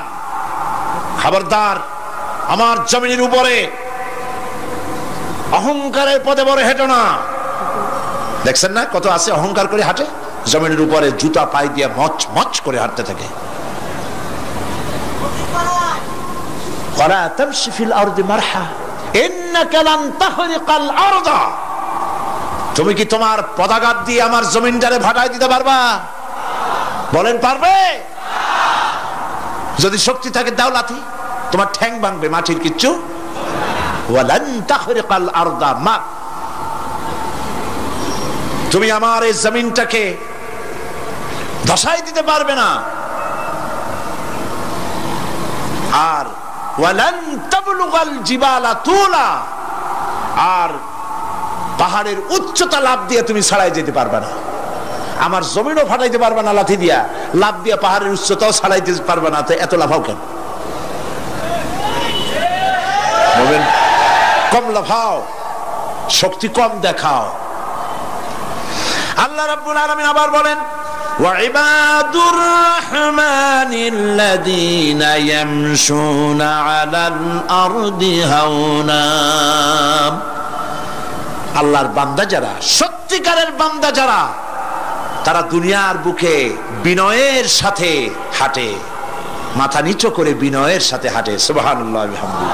তো এই আল্লাহর প্রতি ঈমানের সবথেকে বড় লাভ হচ্ছে আত্মমর্যাদা সম্পন্ন বানায়। ঈমান তাকে বিনয় এবং বিনম্র বানায়, অহংকারী বানায় না। আর অহংকার করে তুমি যাবা কই? কদ্দুর ক্ষমতা তোমার? আল্লাহ কোরআন শরীফের বহু আয়াত দিয়ে এই কথাগুলি বলেছেন। আর এটা গেল 2। 3 নম্বরে আল্লাহর উপরে ঈমান আনার, আমি কি বলতেছি বলেন তো দেখি, ফায়দা। আল্লাহর উপরে ঈমান আনার 3 নম্বরের ফায়দা হলো, মুমিন ব্যক্তির মধ্যে বীরত্ব এবং নির্ভীক ভাব তার মধ্যে এসে যায়। সে নিজে মুজাহিদ, সে বীর, সে কাপুরুষ নয়। সুবহানাল্লাহ। আল্লাহর উপর ঈমানের কারণে বীরত্ব এবং নির্ভীকতার প্রশিক্ষণ তার মধ্যে তৈরি হয়ে যায়। কারণ মানুষের সবচেয়ে বড় ভয় হলো মৌতের। বলেন তো দেখি, বড় ভয় কিসের? বলেন সবাই। আর যারা বললেন না, তাদের মৌতের কোনো ভয় নেই। মৌতের ভয় আছে কিনা? আছে। কিন্তু ভয় করে যাবেন কই? ভয় তো সেইটারে করা যায় যেটাকে ভয় করে এড়ানো যায়। এখন মৃত্যুকে ভয় করে আপনি কি এড়াইতে পারবেন? পারবেন? আল্লাহ পাক বলছেন, মুমিন নির্ভীক হবে, বীরত্বে পরিপূর্ণ হবে, কাপুরুষ হবে না, মৌতের ভয়তে পালায়ে বেড়াবে না। আল্লাহ পাক বলছেন, কুল ইন্নাল মাউতাল্লাযীনা তাফিররুনা মিনহু ফাইন্নাহু মুলাকীকুম। মরণ থেকে পালাও তুমি, মরণ তোমায় লইবে ঘিরি, যদিও সুদূর আকাশ পানে, লুকাও সেথায় লাগিয়ে সিঁড়ি। এ মহারোগের চিকিৎসক নাই, নাই সে ঔষধ জগতে, খুঁজিয়া কাতর হইলে কি হবে, পারিবে না তারে ফিরাতে। মৃত্যু যখন তোমার এসে যাবে, তোমাকে মৌতের হাত থেকে কেউ রেহাই দিতে পারবে না, মৃত্যু তোমার হবেই। সুতরাং মৌত যখন হবে তখন তাকে ভয় করে তো কোনো লাভ নাই। আর মৃত্যু কোথায় হবে, কখন হবে, আমরা কেউ জানি না। জানেন, ওয়ামা তাদরি নাফসুম বিআইয়ি আরদিন তামুত, কোন মাঠে কোন ময়দানে কখন মৌত হবে কারো জানা নাই। এই গত নভেম্বর মাসের শেষ দিকে আমি লন্ডন সফর করেছিলাম। এক ভাইয়ের কাছে শুনলাম, আমি অবাক হয়ে গেলাম। তিনি পত্রিকায় দেখে আমাকে বলেছেন, এক লোক 8 তলা থেকে 8 তলা বিল্ডিং এর ছাদের উপরে পড়ে গেছে। 8 তলা বিল্ডিং এর ছাদের উপর থেকে পড়িয়া তার কিছু হয়নি, হাত পাও ভাঙে নাই, মরেও নাই, খালি কিছু চামড়া টামড়া ছিঁড়ে গেছে। তাড়াতাড়ি অ্যাম্বুলেন্স আসছে, অ্যাম্বুলেন্সে তাকে নিয়ে গেছে, হসপিটালে নিয়ে যাবে চামড়াগুলো সেলাই করে দেওয়ার জন্য। অ্যাম্বুলেন্সে উঠাইয়া তাড়াতাড়ি অ্যাম্বুলেন্স আসছে, দরজা যেভাবে লাগাইছে দরজাটা ভালোভাবে লাগে নাই। দেখেন নাই মাইক্রোবাসে বা অ্যাম্বুলেন্সে অনেক সময় দরজা এরকম মারে, মারার পরে অনেক সময় লাগে না, যার জন্য ড্রাইভার বলে যে দরজাটা ভালো করে লাগায় নেন, ঠিক না? দরজাটা ভালো করে লাগে নাই। সামনে চলতে গিয়ে এই গাড়িটার ব্রেক কষতে হয়েছে ড্রাইভারের কোনো কারণে। যেই না ব্রেক কষেছে আর অমনি দরজা যেটা লাগছিল না ভালো করে দরজাটা খুলে গেল। আর রুগীটা 8 তলা কাছে পড়ছিল, ওইটা ছিল পাশে, সে ছিটকে গিয়ে রাস্তায় পড়লো। আর একটা বাস সামনের থেকে এসে মাটিতে তাকে চ্যাপ্টা করে দিয়ে চলে গেল। শুনিয়া আমার মুখ থেকে বেরিয়ে গেল আল্লাহু আকবার। বলেন আল্লাহু আকবার। কি আল্লাহ পাকের কি প্রচন্ড ক্ষমতা, কি ইচ্ছা তার। মৃত্যুর জন্য সময় লাগবে, জায়গাও লাগবে, দুটো জিনিস এক হতে হবে। আল্লাহর যাকে যে মৃত্যু দিবেন, মৃত্যুর জন্য সময় এবং জায়গা দুটোর কম্বিনেশন হতে হবে। 8 তলা থেকে পড়বে ঠিক, কিন্তু মরবে না। আজরাইল অপেক্ষা করতেছে রাস্তায়, বাস আসবে যখন। 8 তলা থেকে পড়লো, অবিশ্বাস্য ভাবে লোকটা বেঁচে গেল। আর হসপিটালে তার যাওয়া হলো না, গাড়ির দরজা খুললো, রাস্তা দিয়ে পড়লো, আজরাইল দ্রুত তার কাম সেরে চলে গেল। সুতরাং মুমিন ব্যক্তি আল্লাহর উপর ঈমান আনার কারণে দুর্জয় মনোবল সৃষ্টি হয়। কাপুরুষ জীবনে কয়েকবার মরে, সাইকেলের টায়ার বাস্ট হয়েছে শুনে বেহুশ হয়, তারপরে ট্রাকের টায়ার বাস্ট হয়েছে শুনলে কানের তলা ফেটে যায়, বোম বাস্ট হয়েছে আওয়াজ শুনে হার্ট ফেল করে, পাতিশিয়ালের ডাক শুনলে কোনো হুশই থাকে না। এই হচ্ছে কাপুরুষদের কাজ। আর ইমানদার ব্যক্তি এগুলি পরোয়া করে না। তার জানা আছে যে আমার নির্ধারিত সময়ের এক মুহূর্ত আগে আমার মৌত হবে না। তো মৌত যখন আমার জন্য অবধারিত, দুনিয়ায় আসছি যখন, মৌত যখন হবেই, সেই মৌত বিড়ালের মতো হোক তা কি চান? পাতিশিয়ালের মতো হোক তা কি চান? আমি তো বলি যে বিড়ালের মতো 500 বছর বেঁচে থাকার কোনো লাভ নাই। সিংহের মতো 5 মিনিট বাঁচুন। মির্জাফরের মতো 50 বছর বেঁচে থাকায় লাভ নাই। খালিদ বিন ওলীদের মতো, সিরাজউদ্দৌলার মতো বেঁচে থাকুন।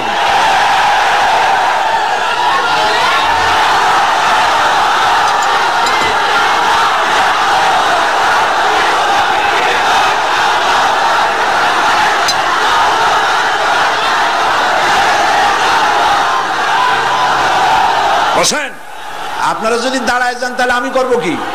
বসেন বসেন।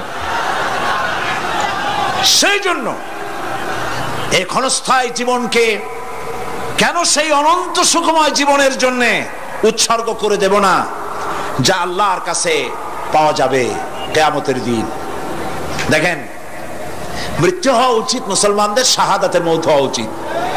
কি মৌত হওয়া উচিত? আল্লাহকে আজকে প্রাণ খুলে বলি, আল্লাহ জীবন তো নিবাই, সুতরাং জীবন যখন নিবা, মৌতটা শাহাদাতের মৌত তুমি আমাদের দান করে দিও। কাপুরুষের মতো মরতে চাই না, শাহাদাতের মৌত চাই। সুবহানাল্লাহ বলেন, আমিন বলেন। মুমিন ব্যক্তি তার বড় ফায়দা, সে সাহসী হয়। সুবহানাল্লাহ বলেন। দেখেন, বুখারী শরীফের হাদিস, যুদ্ধের জন্য, বদরের যুদ্ধ, হুজুর সাল্লাল্লাহু আলাইহি ওয়াসাল্লাম সৈন্যদেরকে রিক্রুট করছেন, কিন্তু কথা বলতে গিয়ে রাসূল করিম সাল্লাল্লাহু আলাইহি ওয়াসাল্লাম দাওয়াত দিচ্ছেন, কিন্তু মনে মনে চিন্তাও করছেন যে সামান্য কিছু লোক, অস্ত্রপাতি কম, এই জিহাদের অবস্থাটা তারা কিভাবে নেবে। একজন যুবক সাহাবী দাঁড়ায় গেলেন, তার নাম মিকদাদ রাদিয়াল্লাহু তাআলা আনহু। যুবক, এই পৃথিবীতে যুবকদের ইসলামের সবচাইতে অবদান কাদের? চিল্লায় বলো। যুবকদের অবদান সবচাইতে বেশি। হযরত মিকদাদ রাদিয়াল্লাহু তাআলা আনহু তিনি দাঁড়ায় গেলেন, তিনি বললেন, ইমদি বিনা ইয়া রাসূলুল্লাহ হাইসুমা তাশা। হাদিস, হে রাসূল, আপনি আমাদেরকে নিয়ে চলুন। কত সৈন্যতারা আসতেছে, কত অস্ত্র নিয়ে আসতেছে, এটা আমাদের ভাববার বিষয় নয়। আপনি আমাদের নিয়ে চলুন, হাইসুমা তাশা আয় হাইসুমা আমারাকাল্লাহ, আল্লাহ আপনাকে যেদিকে আমাদের নিয়ে যাইতে কয় আপনি সেই দিকে আমাদের নিয়ে চলুন। ইন্না লা নাকুলু লাকা কামা ক্বালা বনু ইসরাঈল লিমূসা আলাইহিস সালাম ইযহাব আনতা ওয়া রাব্বুকা ফাকাতিলা ইন্না হাহুনা কায়িদুন। অর্থাৎ, হে রাসূল, আমরা বনি ইসরাইলের মতো বলবো না। শোনেন, আমরা বনি ইসরাইলের মতো বলবো না যে মুসা তুমি এবং তোমার আল্লাহ এই দুইজনে গিয়ে ফেরাউনের বিরুদ্ধে যুদ্ধ করো, আমরা যাবো না, আমরা এখানে বসে থাকবো। এই কথা আমরা বলবো না। আমরা মুসা আলাইহিস সালামের উম্মত নই, আমরা মুহাম্মদ সাল্লাল্লাহু আলাইহি ওয়াসাল্লামের উম্মত। বরং আমরা বলবো, বাল ইযহাব আনতা ওয়া রাব্বুকা ফাকাতিলা ইন্না মাকুমা মুকাতিলুন। বরং আমরা বলবো, আপনি চলুন,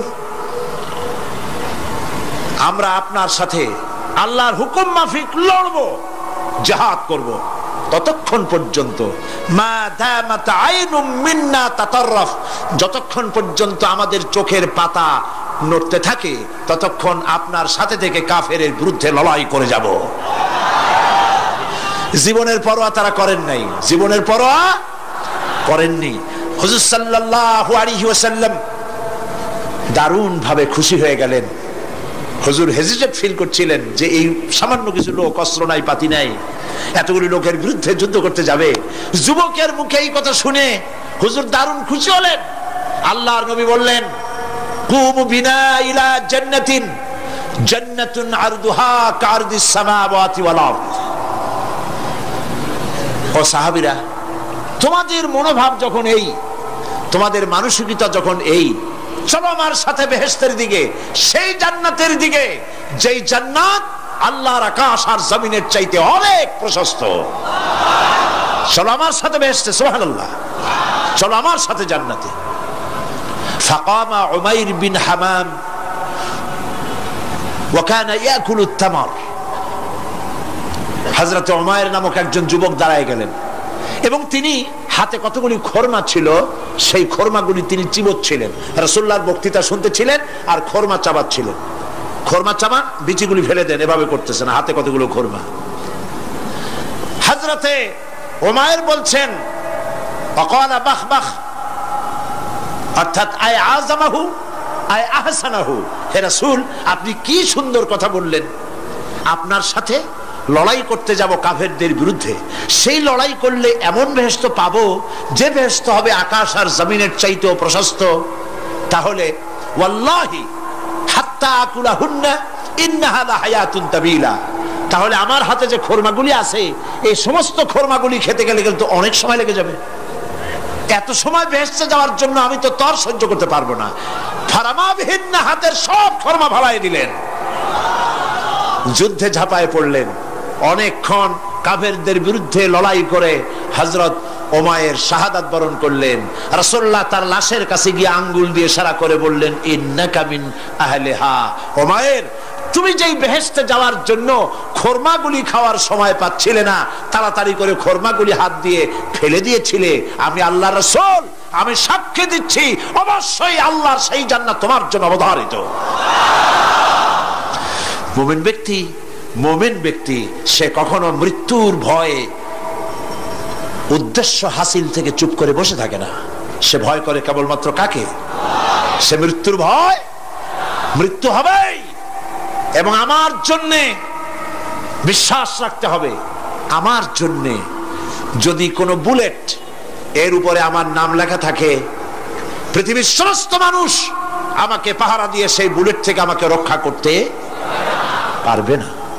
আর যদি কোনো বুলেটে আমার নাম লেখা না থাকে, সারা পৃথিবীর সমস্ত মানুষ বৃষ্টির মতো গুলি বর্ষণ করলেও একটি গুলিও আমাকে বিদ্ধ করতে পারবে না। এটার নাম হলো ঈমান। এটার নাম কি?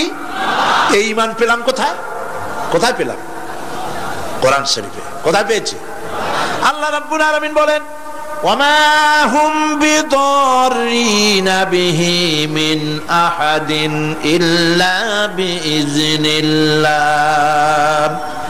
একথা সুস্পষ্ট, আল্লাহর অনুমতি ব্যতিরেকে বান্দার কোনো ক্ষতি সাধন কেউ করতে পারে না। জোরে বলেন সুবহানাল্লাহ। কেউ কারো কোনো ক্ষতি করতে পারবে না। যেটা ক্ষতি যদি কিছু থাকে কিসমতে, ওটা তো মুকদ্দার ছিল, তকদির ছিল, সেটাই হবে, এর বাইরে কিছুই হবে না। সুতরাং মুমিন ব্যক্তি সে সাহসী হবে, সে কখনো চিন্তা করবে না মৃত্যুর ভয়ের। উদ্দেশ্য হাসিলের জন্য হয় শরীরের পতন, না হয় মন্ত্রের সাধন, ডু অর ডাই, সে আল্লাহর জন্য তার জীবন দিতে প্রস্তুত থাকবে। কারণ আল্লাহ রাব্বুল আলামিন বলেছেন, ইন্নাল্লাহা আশতারা মিনাল মুমিনিনা আনফুসাহুম ওয়া আমওয়ালাহুম বিআন্না লাহুমুল জান্নাহ। আল্লাহ পাক বলেন, আমি আমার মুমিনের জান আর মালকে আমি খরিদ করে নিয়েছি, বিনিময়ে আমার বান্দাকে আমার জান্নাত দান করে দিয়েছি। জোরে কোন সুবহানাল্লাহ। মুমিনের জান আর মালকে নিয়েছেন, বিনিময় কি দিবেন? জান্নাত দান করে দিবেন। এটা হলো মুমিনদের আল্লাহর প্রতি ঈমান আনার জন্য 3 নম্বরের কোয়ালিটি। 4th নম্বরে আল্লাহর উপর ঈমান আনলে 4 নম্বরের যে ফায়দাটা, সে ফায়দা হচ্ছে আশাবাদ এবং মানসিক প্রশান্তি। আল্লাহর প্রতি একটা নির্ভরতা এবং আশার সৃষ্টি হয়ে যায়, সে কখনো নিরাশ হয় না। কারণ একটা মানুষ পাপ করলো, চুরি করেছে, ডাকাতি করেছে, জেনা করেছে, হত্যা করেছে, শয়তানি করেছে, বদমাশি করেছে, সব করেছে, এখন শয়তান তাকে ওয়াসওয়াসা দিতে পারে। সেই জন্য আল্লাহ রাব্বুল আলামিন বলেছেন, লা তাকনাতু মির রাহমাতিল্লাহ, বান্দারে আমার রহমত থেকে নিরাশ হয়ে যেও না। আল্লাহর রহমত, বান্দা তোমার গুনাহ কতটুকু? তোমার গুনাহ যদি হয় পাহাড় সমান, আমার রহমত আকাশ সমান। তোমার গুনাহ যদি হয়ে যায় আকাশ সমান, তাহলে আমার রহমত তো আমার আরশে আজিমকে ছাড়াই গেছে। সুবহানাল্লাহ, সুবহানাল্লাহ বলুন। সুতরাং মুমিন বান্দার এই আশা থাকে। গুনাহ মানুষে করেই, গুনাহ করা স্বাভাবিক। আল্লাহ পাক বলেছেন, যে ব্যক্তি গুনাহ করে আর এরপরে আমার কাছে মাফ চায়, আমি তাকে ক্ষমা করে দেই, মাফ করে দিই। সুবহানাল্লাহ।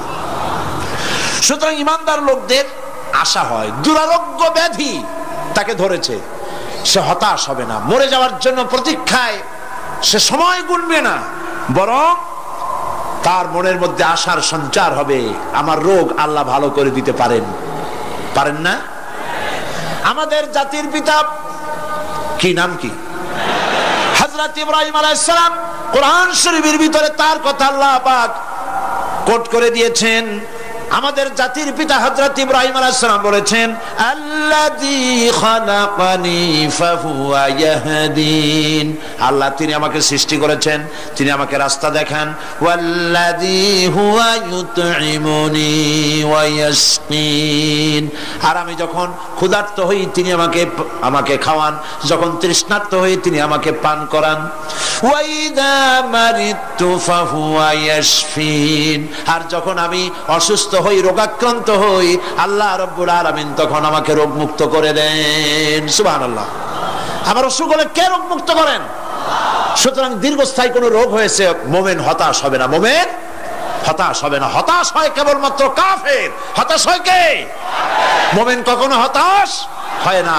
হতাশ হওয়া ঈমানের পরিপন্থী কাজ। আল্লাহ পাক বলেছেন, লা তাকনাতু মির রাহমাতিল্লাহ, আমার রহমত থেকে মায়ুস হও না। দেখেন হযরত আইয়ুব আলাইহিস সালাম কত বড় রোগ হয়েছে, শরীর পোকায় ধরেছে, জর্জরিত হয়েছে, দুর্গন্ধ হয়েছে, গ্রামের লোকেরা তাকে বের করে দিয়েছে, স্ত্রী পুত্র পরিজন সব চলে গিয়েছে। এমনকি জিহ্বায় যখন পোকা ধরল, হযরত আইয়ুব আলাইহিস সালাম আল্লাহ রাব্বুল আলামিনের দরবারে ফরিয়াদ করলেন, আন্নি মাসানিয়াদ-দুরর ওয়া আনতা আরহামুর রাহিমিন। আয় আল্লাহ, আমি অসুস্থ হয়ে পড়েছি, আমি রোগাক্রান্ত হয়েছি, আর তোমার নাম রহমান রহিম, তুমি আমাকে রোগমুক্ত করো। হযরত আইয়ুব আলাইহিস সালাম আল্লাহর দরবারে ফরিয়াদ করলেন, রব্বুল আলামিন সারা শরীরে পোকায় জর্জরিত হয়ে গেছে, এখন আমার জিহ্বায় পোকা ধরেছে, মাবুদ গো আমি তোমার কাছে ফরিয়াদ করি, আমার জিহ্বায় পোকা দিও না, কারণ জিহ্বাটাও যদি নষ্ট হয়ে যায় তাহলে তোমার মতো আল্লাহর জিকির আমি কি দিয়া করব। হযরত আইয়ুব আলাইহিস সালাম আল্লাহ পাকের কাছে যখন এ ধরনের ফরিয়াদ জানালেন, রব্বুল আলামিন তাকে তার রোগ মুক্ত করে দিলেন, তার স্ত্রী পুত্র সব আল্লাহ রব্বুল আলামিন ফিরাইয়া দিলেন। সুবহানাল্লাহ। সুতরাং মুমিন ব্যক্তি, কোরআন শরীফে সব আছে, কোরআনের মতো শ্রেষ্ঠ ওয়াজের কিতাব পৃথিবীতে আর, শুধু বোঝার দরকার। বিপদে, যত বড় বিপদ আসুক, কোন বিপদে মুমিন ধৈর্য হারাবে না।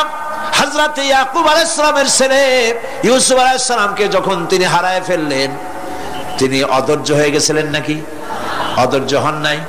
কারণ আমি আমার বক্তৃতার সূচনায় বলেছি, আমরা কল্যাণ বুঝি না, অকল্যাণও বুঝি না। কোন বিপদ আসতে পরে আমরা হয়রান হয়ে যাই, কিন্তু বিপদের মধ্যে কল্যাণ আছে আমরা তা বুঝতে পারি না। কথা বুঝে আসছে? হযরত ইউসুফ আলাইহিস সালামকে কুয়ার ভিতরে ফেলে দেওয়া হলো। 11 ভাই মনে করেছে কুয়ার ভিতরে ফেলে দিয়া ইউসুফ আলাইহিস সালামকে মেরে ফেললাম, কিন্তু তারা বোঝে নাই আসল কামটা কি হয়েছে। এটা তো কুয়া নয়, এটা একটা টানেল, এটা একটা সুড়ঙ্গ। একদিকে কেনান হলো তার এক মুখ, ওই সুড়ঙ্গের এক মুখ হলো কেনানের। কেনান ইউসুফ আলাইহিস সালামকে ফেলে দেওয়া হলো কুয়ার ভিতরে মারার জন্যে, কিন্তু আল্লাহ পাকের ইচ্ছা ইউসুফ আলাইহিস সালাম মরবে না। এই টানেলের অপর প্রান্ত, মিশরের সিংহাসনের টানেলের এপার দিয়া ইউসুফ আলাইহিস সালামকে ঢুকালেন, অপর প্রান্তে মিশরের সিংহাসনে ইউসুফকে আল্লাহ বসাইয়া দিলেন। হযরত ইয়াকুব ছেলের জন্য অধৈর্য হলেন না। যখন তিনি খবর পেলেন ছেলে বাঘে খেয়ে ফেলেছে, তিনি তখন বলেছেন, ফাসাবরুন জামিলুন আসাল্লাহু আইয়াত আইয়াতিয়ানি বিহিম জামিআ ইন্নাহু হুয়াল আলিমুল হাকীম। ফাসাবরুন জামিল, আমি উত্তম ভাবে ধৈর্য ধারণ করলাম, এবং আমি বিশ্বাস করি আল্লাহ রাব্বুল আলামিন আমার হারানো সবকিছু আমাকে ফিরায় দিবেন। বহু বছর পর যখন হযরত ইউসুফ আলাইহিস সালাম প্রেসিডেন্ট হয়েছেন মিশরের, 11 ভাই গেল সেখানে সাহায্য আনার জন্য। সেই ঘটনা তো শোনাবো না, এমনি বলে যাচ্ছি। এরপরে তিনি তাদেরকে পরিচয় দিলেন, ওরা ভয় পেয়ে গেল। তিনি বললেন, ভয়ের কোনো কারণ নাই, লা তাসরিবা আলাইকুমুল ইয়াউম, আজকে আমি কোনো প্রতিশোধ তোমাদের নেব না। সুবহানাল্লাহ। এর নাম পয়গম্বর, এর নাম কি? আল্লাহর নবী। আমি আজকে কোনো প্রতিশোধ তোমাদের নেব না, তোমরা যাও। পিতার অবস্থা তিনি জানলেন, কাঁদতে কাঁদতে পিতার চোখ দুটো নষ্ট হয়ে গেছে ইয়াকুব আলাইহিস সালাম। হযরত ইউসুফ আলাইহিস সালাম বললেন, যাও। নিজের জামাটা খুললেন, গায়ের জামা খুলে বললেন, ভাইরা আমার এই জামা নিয়ে যাও, আর আমার আব্বার চোখের উপরে এই জামাটা রেখে দিও। ছেলেরা যখন হযরত ইউসুফ আলাইহিস সালামের জামা নিয়ে মিশর থেকে রওনা করেছে, গল্প নয়, উপন্যাস নয়, আল্লাহ পাক এই কোরআন শরীফে সূরা ইউসুফে বলেছেন, জামা নিয়ে মিশর থেকে রওনা করেছেন। কোথায় মিশর আর কোথায় কেনান? কেনানে বসে হযরত ইয়াকুব আলাইহিস সালাম বলছেন, তোমরা যদি আমাকে মতিভ্রম পাগল যদি মনে না করো, তাহলে একটা কথা বলি, আমার নাকে এখন আমি ইউসুফের গন্ধ পেতেছি। তোমরা যদি আমাকে মতিভ্রম না করো, তাহলে আমি বলি আমি কিন্তু ইউসুফের গন্ধ পেতেছি। সুবহানাল্লাহ।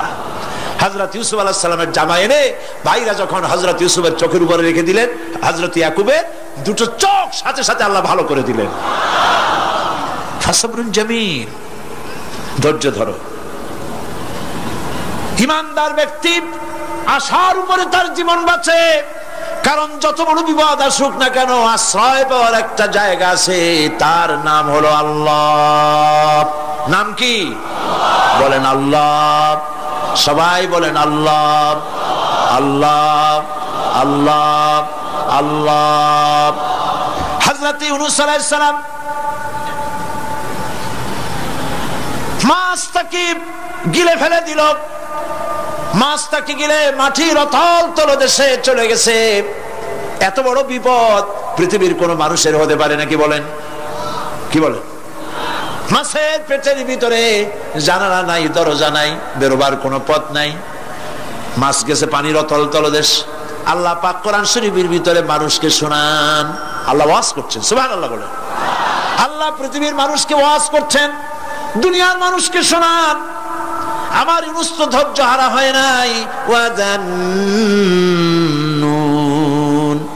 ইয যাহাবা মুগাদিবান ফাযান্না আন লান নাকদিরা আলাইহি فنادى في الظلمات أن لا إله إلا أنت سبحانك إني كنت من الظالمين فنادى في الظلمات জমায়ে কাসির ত্রিবিধ অন্ধকারের ভেতর থেকে হযরত ইউনূস আলাইহিস সালাম চিৎকার মারলেন। মাছের পেটের অন্ধকার, পানির অন্ধকার, রাতের অন্ধকার, ত্রিবিধ অন্ধকারের ভেতর দিয়ে মাছের পেটের মধ্য দিয়ে ইউনূস আলাইহিস সালাম চিৎকার মারলেন। অধৈর্য হন নাই, হার্ট ফেল করেন নাই। তিনি বলছেন, পড়েন আমার সাথে, লা ইলাহা ইল্লা আনতা সুবহানাকা ইন্নী কুনতু মিনাজ জালিমিন। তুমি ছাড়া কোনো ইলাহ নাই, কোনো উপাস্য নাই, মাবুদ নাই। তোমার পবিত্রতা ঘোষণা করছি, আমি জালিমদের অন্তর্ভুক্ত হয়ে গেছি। ইউনূস আলাইহিস সালাম যখন কাঁদতেছিলেন, আল্লাহ রাব্বুল আলামিন সেই কান্না শুনেছিলেন কিনা বলেন? শুনছিলেন কিনা? শুনতে পেয়েছিলেন কিনা? পানির ভিতরে কেউ শোনে নাই, মাছের পেটের ভিতরে ইউনূস আলাইহিস সালাম কিভাবে চিৎকার করছেন, মাছের পেটের ভিতরের আওয়াজ পানির ভিতরে কেউ শোনে নাই, জমিনের কেউ শোনে নাই, অন্তরিক্ষে কেউ শোনে নাই, সাত আকাশের ভিতরে কেউ শোনে নাই, কিন্তু আরশে আজিমের মালিক আল্লাহ রাব্বুল আলামিন শুনতে পেয়েছেন। সঙ্গে সঙ্গে রব্বুল আলামিন জবাব দিলেন, ফাস্তাজাবনা লাহু ওয়া নাজ্জাইনাহু মিনাল গাম্মি ওয়া কাযালিকা নুনজিল মুমিনিন। পড়েন, ফাস্তাজাবনা লাহু ওয়া নাজ্জাইনাহু মিনাল গাম্মি ওয়া কাযালিকা নুনজিল মুমিনিন। আমি ইউনূসের ডাকের জবাব দিলাম। কে বলতেছেন? বড় করে বলেন, কে বলছেন? আল্লাহ, সুবহানাল্লাহ। আপনারা কি ভয় পাইছেন? ভয় পেয়েছে মুসলমান? আল্লাহ রাব্বুল আলামিন বলেন, আমি আমার ইউনূসের ডাকের জবাব দিলাম। শুধু জবাব দেই নাই, আমি ইউনূসকে তার মাছের পেটের ভিতর থেকে বাঁচায় দিলাম। মাছের পেটের মধ্যে বেদনা শুরু হয়ে গেল, এমন বেদনা হয়েছে মাছ এখন বমি না করে পারে না। কথা বুঝতে পেরেছে? মাছ এখন বমি না করে পারে না। পানির উপরে মাছ ভেসে উঠল। আল্লাহ কোরআন শরীফের ভিতরে বলছেন, মাছ সাতরায়া কিনারায় চলে গেল, ইউনূস আলাইহিস সালামকে বমি করে ফেলে দিল। ইউনূস আলাইহিস সালাম বেঁচে গেলেন। আল্লাহ পাক বলেন, শুধু ইউনূসকে বাঁচাইলাম না, বরং আমি সকলের জন্য আশার বাণী শোনাই, শোনো মুমিনেরা, ওয়া কাযালিকা নুনজিল মুমিনিন। মুমিন বান্দা যারা, যত বড় বিপদ আসুক আমারে ডাকো, আমি বিপদ দিয়ে বাঁচাই দেব। সুবহানাল্লাহ। বিপদ থেকে আমি বাঁচাই দেব। আল্লাহ পাক বলেছেন, ফাইন্না মাআল উসরি ইউসরান, ইন্না মাআল উসরি ইউসরা। জেনে রাখো, দুঃখ এবং কষ্টের পরে রয়েছে সুযোগ সুবিধা, আর অসচ্ছলতার সাথে রয়েছে উদার সচ্ছলতা। যত বড় বিপদ আসছে, এই বিপদের পরে আল্লাহ পাক তার গোলামদের উপরে রহমত নাজিল করবেন ইনশাআল্লাহ। সুতরাং ইমানদার লোকেরা তাদেরকে আল্লাহ পাক বলছেন কোনো ভয় নাই, কোনো চিন্তা নাই, যত বড় বিপদে পড়ো আমারে ডাকো, আমি ডাকের সাড়া দিয়ে দেব। সবাই আল্লাহরে ডাকেন, সুবহানাল্লাহ ওয়ালহামদুলিল্লাহ লা ইলাহা ইল্লাল্লাহ। জোরে পড়েন সুবহানাল্লাহ ওয়ালহামদুলিল্লাহ লা ইলাহা ইল্লাল্লাহ, সুবহানাল্লাহ ওয়ালহামদুলিল্লাহ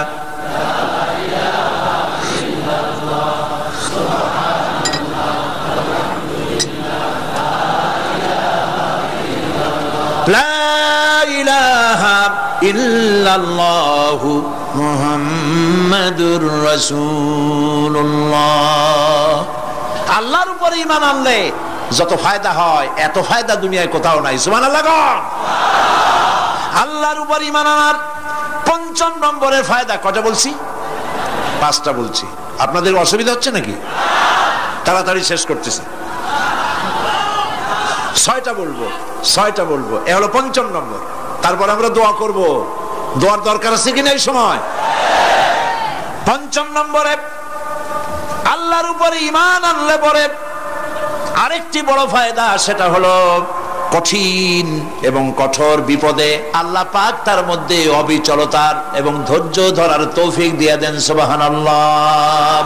যত বড় বিপদ আসুক সেই বিপদে মুসিবতে আল্লাহ পাক মুমিনদেরকে আল্লাহর উপরে নির্ভরতা শিখায় দেন। সুবহানাল্লাহ। কারণ মুমিনদের জানা আছে যে ঈমানদারদের বিপদ নতুন কিছু নয়, একেবারে আদম আলাইহিস সালাম থেকে শুরু হয়ে আসছে। ঠিক কিনা? আদম আলাইহিস সালামের বিপদ হয় নাই? আদম আলাইহিস সালামের বিপদ কি? শয়তান। তার বিপদ কি? শয়তান ছিল বিপদ। প্রত্যেক নবীর সময় মানুষের নবীদের কষ্ট দিয়েছে, তাই নাই? বিশ্বকবি ইকবাল বলেছেন, সতীজা কা রহা হ্যায় अज़ल से तायम रोज, सतीजा का रहा है अज़ल से तायम रोज, चरागे मुस्तफा भी से शरारे बुलहबीस। আবহমান কাল থেকে শুরু করে মুহাম্মদ সাল্লাল্লাহু আলাইহি ওয়াসাল্লামের চারাগকে, নূরকে, ঈমানকে, ইসলামকে নিভায়ে দেওয়ার জন্য আবু জাহেলের গোষ্ঠীরা চিরকাল চেষ্টা করেছে। সব চেষ্টা কর্পূরের মতো উড়ে গেছে, মুহাম্মদ সাল্লাল্লাহু আলাইহি ওয়াসাল্লামের চারাগ টিম টিম করে জ্বলতে রয়েছে। আল্লাহ পাক বলছেন, ইউরিদুনা লিইউতফিউ নূরাল্লাহি বিআফওয়াহিহিম ওয়াল্লাহু মুতিম্মু নূরিহি ওয়ালাউ কারিহাল কাফিরুন। ওরা চায় মুখের ফু দিয়া, কারা? কাফেরেরা, ইসলাম সহ্য করতে পারে না যারা, ওরা চায় মুখের ফু দিয়া আমার আলোটাকে নির্বাপিত করে দেবে। আল্লাহ পাক বলেন, ওয়াল্লাহু মুতিম্মু নূরি, আমি আমার নূরকে পূর্ণতা দান করব, তাতে কাফির বেঈমানদের মনের ভিতরে যত জ্বালা হোক, যন্ত্রণা হোক, ওদের কলজা যত পুরুক, ইসলাম তার বিজয় পতাকা নিয়ে উঠবে, কেউ ঠেকাতে পারবে না। আল্লাহ রাব্বুল আলামিন, আল্লাহ পাক বলছেন, ওয়া কাযালিকা জাআলনা লিকুল্লি নাবিয়্যিন আদুওয়াম মিনাল মুজরিমিন, আর এমনি করে আমি সকল নবীর শত্রু বানিয়েছি সব পাপিষ্ঠ অপরাধ প্রবণ লোকদের। শুনছেন কথা? শোনেন নাই? আল্লাহ পাক বলছেন, দুনিয়ার সব নবীদের তাদের জন্য আমি শত্রু বানাইছি। কাদেরকে? যারা সব থেকে বেশি পাপিষ্ঠ, অপরাধ প্রবণ। এরা হচ্ছে নবীর দুশমন, এরা সব নবীদের সাথে দুশমনি করেছে। আজও দেশের আলেমদের সাথে দুশমনি করে সবচাইতে বড় পাপিষ্ঠরা। এটা কোরআন। এটা কি? কোরআন। জোরে বলেন, এটা কি? আল্লাহ রাব্বুল আলামিন বলছেন, ওয়া কাযালিকা জাআলনা লিকুল্লি নাবিয়্যিন আদুওয়াম মিনাল মুজরিমিন, সব পাপীরা, পাপিষ্ঠরা আমার দ্বীনের দাওয়াত যারা দেয় তাদেরকে জীবনের দুশমন মনে করে। কেন? শোনেন, আমি কারো আর শোনাচ্ছি, আমার আল্লাহর ওয়াজ। অপরাধটা কি? নবীদের বিরুদ্ধে, নবীর ওয়ারিস ওয়ারাসাতুল আম্বিয়া কারা, তো তাদের বিরুদ্ধে তাদের অপরাধটা কি? তাদের অপরাধ সম্পর্কে আল্লাহ নিজে বলেন, وَمَا نَقَمُوا مِنْهُمْ إِلَّا أَنْ يُؤْمِنُوا بِاللَّهِ الْعَزِيزِ الْحَمِيدِ। এদের বিরুদ্ধে অ্যাকশন নেওয়ার আর কোনো অপরাধ ওদের নাই। ওদের একমাত্র অপরাধ, ওরা আল্লাহর জমিনে আল্লাহর আইন প্রতিষ্ঠা করতে চায়। এটাই হচ্ছে অপরাধ। এই অপরাধে নবীদের শাস্তি হয়েছে, নবীরা মার খেয়েছেন, সাহাবায়ে কেরাম মার খেয়েছেন। আমরা তো সাহাবায়ে কেরামের জুতার ধুলার সমান নই, সুতরাং এগুলি আমাদের পাওনা। এই রক্তের বিনিময়, জীবনের বিনিময় আল্লাহ পাক তার দ্বীনকে প্রতিষ্ঠা করবেন ইনশাআল্লাহ। হযরতে খাব্বাব, বুখারী শুনুন, বুখারীর হাদিস। আমি কোনো কথা বানিয়ে বলি না, আমি লেখাপড়া করি, পড়াশোনা করি, চোখে দেখি, তারপরে কথা বলার চেষ্টা করি। বাজে গপ্প কিস্সা কাহিনী বলার অভ্যাস আমার কোনো কালে ছিল না, নাই। রাসূল করিম সাল্লাল্লাহু আলাইহি ওয়াসাল্লামের মতো মানুষ, ওনার মতো মানুষ, আহারে, তার চাইতে শ্রেষ্ঠ মানুষ কি পৃথিবীতে আছে? তিনি মার খাইছেন না খান নাই? আহা, কিভাবে তাকে মারলো! গলায় চাদর দিয়ে পেঁচাইয়া আছাড় মেরে ফেলে দিয়ে তারপরে তাকে প্রহার করা হয়েছে। আবু জাহেল মেরেছে, বেহুশ হয়ে গেছেন হুজুর। হযরত হামজা তখনও কাফের ছিলেন। শিকার থেকে ফিরে এসে মুহাম্মদ সাল্লাল্লাহু আলাইহি ওয়াসাল্লামের অবস্থা দেখে পায়ের রক্ত মাথায় উঠে গেছে। আপন ভাইয়ের ছেলে, আর এমন ছেলে। চলে গেলেন আবু জাহেলের বাড়ি, বললেন, আবু জাহেল, তুই নাকি মুহাম্মদ সাল্লাল্লাহু আলাইহি ওয়াসাল্লাম মারছিস? কেন মারলি? তিনি তো ভালো কথাই বলেন, সব সময় বলেন সত্য কথা বলো, মানুষের উপকার করো, এতিমকে আশ্রয় দাও। এত সুন্দর সুন্দর ভালো ভালো কথা বলেন, তার মতো ভালো মানুষ তো দুনিয়ায় দেখি নেই। মারলি কেন? তুই কি মনে করছিস যে আব্দুল্লাহ মারা গেছে বলে এতিম হয়ে গেছে মুহাম্মদ সাল্লাল্লাহু আলাইহি ওয়াসাল্লাম? তোর মনে রাখা উচিত, আব্দুল্লাহ মারা গেছে, হামজা মরে নাই। হযরত হামজা ধনুক বাইর করলেন, এক বাড়ি মারলেন মাথার উপরে, মাথা ফাটা রক্ত বেরিয়ে গেল। হামজা হন হন করে হেঁটে এলেন রাসূলের কাছে। হুজুরের অসুস্থ দেহ মোবারক কোলে উঠায় নিয়ে বললেন, বাবা, তার মস্তক মোবারক কোলে উঠায় নিয়ে বললেন, আমি আবু জাহেলের মাথা ফাটিয়ে রক্ত বের করে দিয়ে এসেছি, তুমি একটু খুশি হও। হুজুর বললেন, চাচা, কার মাথা ফাটাইছেন, কার রক্ত বের করেছেন, এই কথা বলে তো আমাকে আপনি খুশি করতে পারবেন না। তিনি বললেন, বাবা, তুমি কি হলে খুশি হও? তিনি বললেন, আমি খুশি হই চাচা, তোমার মুখে যদি একটা বার আমি ঈমানের কলেমা শুনতে পাই। হযরতে হামজা বললেন, মুহাম্মদ সাল্লাল্লাহু আলাইহি ওয়াসাল্লাম, আমার বুঝতে মোটেও কষ্ট হয়নি, তুমি কোনো সাধারণ মানুষ নও। সাধারণ মানুষের প্রতিশোধে তুমি বিশ্বাসী হতে, খুশি হতে, প্রতিশোধে বিশ্বাসী হওনি। তুমি অবশ্যই আল্লাহর নবী। আমি আল্লাহকে সাক্ষী রেখে, আমি তোমাকে সাক্ষী রেখে ঈমানের কালেমা ঘোষণা করছি, লা ইলাহা ইল্লাল্লাহু মুহাম্মাদুর রাসূলুল্লাহ। ভাইরা আমার, আল্লাহর দ্বীন প্রতিষ্ঠার জন্য আমার নবীদেরকে কষ্ট করতে হয়েছে, সাহাবায়ে কেরামদেরকে কষ্ট করতে হয়েছে, আল্লাহর ওলিদেরকে।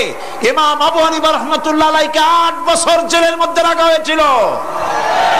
ইমাম আহমদ বিন হাম্বলকে চাবুক মেরে মেরে গায়ের গোশত আর চামড়া তুলে ফেলে দেওয়া হয়েছিল। তারপরেও তারা বাতিলের সামনে মাথা নত করে নাই। এর নাম হচ্ছে ইসলাম। এর নাম কি? বুখারীর হাদিস, হযরত খাব্বাব বিন আরিত রাদিয়াল্লাহু তাআলা আনহু। বুখারীতে হাদিসটা ভাবে এসেছে, ওয়ান খাব্বাব বিন আরিত রাদিয়াল্লাহু তাআলা আনহু আন্নাহু قال قال شكونا الى رسول الله صلى الله عليه وسلم وهو متوسد بردة له في ظل الكعبة। তিনি বললেন, আমরা রাসূলের কাছে গেলাম, যাই দেখি রাসূল করিম সাল্লাল্লাহু আলাইহি ওয়াসাল্লাম কাবা শরীফের ছায়ায় আরাম ফরমাচ্ছেন। আমরা কাছে গিয়ে বললাম, আলা তাস্তানসিরু লানা আলা তাদউ লানা ইয়া রাসূলুল্লাহ, হে রাসূল, আপনি কি আমাদের জন্য দোয়া করবেন না? আমরা তো মার খেতে খেতে শেষ হয়ে গেলাম। আমাদের খাব্বাবকে, খুবাইবকে, আম্মারকে, সুমাইয়াকে মেরে শেষ করে দিল। ওরা আমাদেরকে না খাওয়ায় রাখে, সারা রাত খেতে দেয় না, ঘুমাতে দেয় না। তারা আমাদের বেলালকে মেরে মেরে রক্তাক্ত করে উত্তপ্ত মরুভূমির উপরে চিৎ করে শোয়ায়, বুকের উপরে পাথর চাপা দিয়ে রেখেছে। ওরা সাহাবাই কিরামদেরকে মারতেছে, না খাওয়ায় রাখতেছে। হুজুর, আপনি কি আল্লাহর কাছে দোয়া করবেন না? এখনো কি দোয়ার সময় আসে নাই? হাদিস শরীফ এসেছে, হুজুর সাল্লাল্লাহু আলাইহি ওয়াসাল্লাম উঠে বসলেন, বললেন, ও হাব্বাব, তোমাদের আগে এই পৃথিবীতে যারা দ্বীনের দাওয়াত নিয়ে এসেছিলেন, সমকালীন রাষ্ট্র শক্তি তাদেরকে ধরতো, ফায়ুহাজুর রাজুলু ফায়ুহফারু লাহু ফিল আরদ, তাদেরকে ধরে তাদের জন্য কবর খনন করা হতো জীবিত মানুষের জন্য। ফায়ুজআলু ফিহা, এরপরে সেই গর্তের ভিতরে তার কোমর পর্যন্ত গেড়ে দেওয়া হতো। সুম্মা ইউতা বিল মানশার, এরপরে করাত আনা হতো। ফায়ুদাউ আলা রাসিহি, এরপরে সেই করাত তার মাথার উপরে রাখা হতো। ফায়ুজআলু নিসফাইন, করাত দিয়া ঘষে ঘষে চিরে চিরে জীবিত মানুষকে দ্বিখণ্ডিত করে ফেলে দেওয়া হতো। মা ইয়াসুদ্দুহু যালিকা আন দীনিহি, এত কষ্ট দেওয়ার পরেও আল্লাহর গোলামদেরকে এক চুল জায়গা দিন থেকে সরায় দেওয়া যায় নাই। ওয়াল্লাহি ওয়াল্লাহি, ও হাব্বাব, আমি আল্লাহর নামে কসম করি, লাইউতাম্মান্নাল্লাহু হাযাল আমরা হাত্তা ইয়াসিরুর রাকিবু মিন সানআ ইলা হাদরামাউত। আমি আমার আল্লাহর নামে কসম করি। কে কসম করছেন? সুবহানাল্লাহ বলবেন না? রাসূলুল্লাহ কসম করছেন, আমি কসম করি আল্লাহর, সেদিন বেশি দূরে নয় যেদিন ইয়েমেনের রাজধানী সানা থেকে শুরু করে হাজরামাউত পর্যন্ত হাজার হাজার মাইল সওদাগরেরা তাদের পণ্য নিয়ে, মহিলারা তাদের সৌন্দর্যের পসরা নিয়ে একাকিনী অথবা দলবদ্ধভাবে যাতায়াত করবে মরুভূমির উপর দিয়ে। লা ইয়াখাফু ইল্লাল্লাহ, আল্লাহ ছাড়া তাদের অন্তঃকরণে কোনো ভয় থাকবে না। ওয়ালাকিন্নাকুম তাস্তাজিলুন, তোমরা বড্ড তাড়াহুড়ো করছো, অপেক্ষা করো, সেরকম সময় আসবে। রাসূল করিম সাল্লাল্লাহু আলাইহি সাল্লাম সেরকমের সময় দিতে পেরেছিলেন নাকি পারেন নাই? পেরেছিলেন কিনা? সেজন্য রক্ত দিতে হয়েছে, সেজন্য মার খেতে হয়েছে, সেজন্য জেলে যেতে হয়েছে। রাসূল করিম সাল্লাল্লাহু আলাইহি সাল্লামকে, জেল তো নতুন কিছু নয়। ইউসুফ আলাইহিস সালাম জেলে থাকেন নাই? জেলে থাকেন নাই? ঠিক আছে, রাসূল করিম সাল্লাল্লাহু আলাইহি সাল্লাম জেলে ছিলেন না? সেই জেল এরকমের দেওয়ালে ঘেরা জেল নয়, পাহাড়ে ঘেরা, চতুর্দিক থেকে পাহাড়ে ঘেরা শিয়াবে আবি তালেব 3 বছর। কতদিন?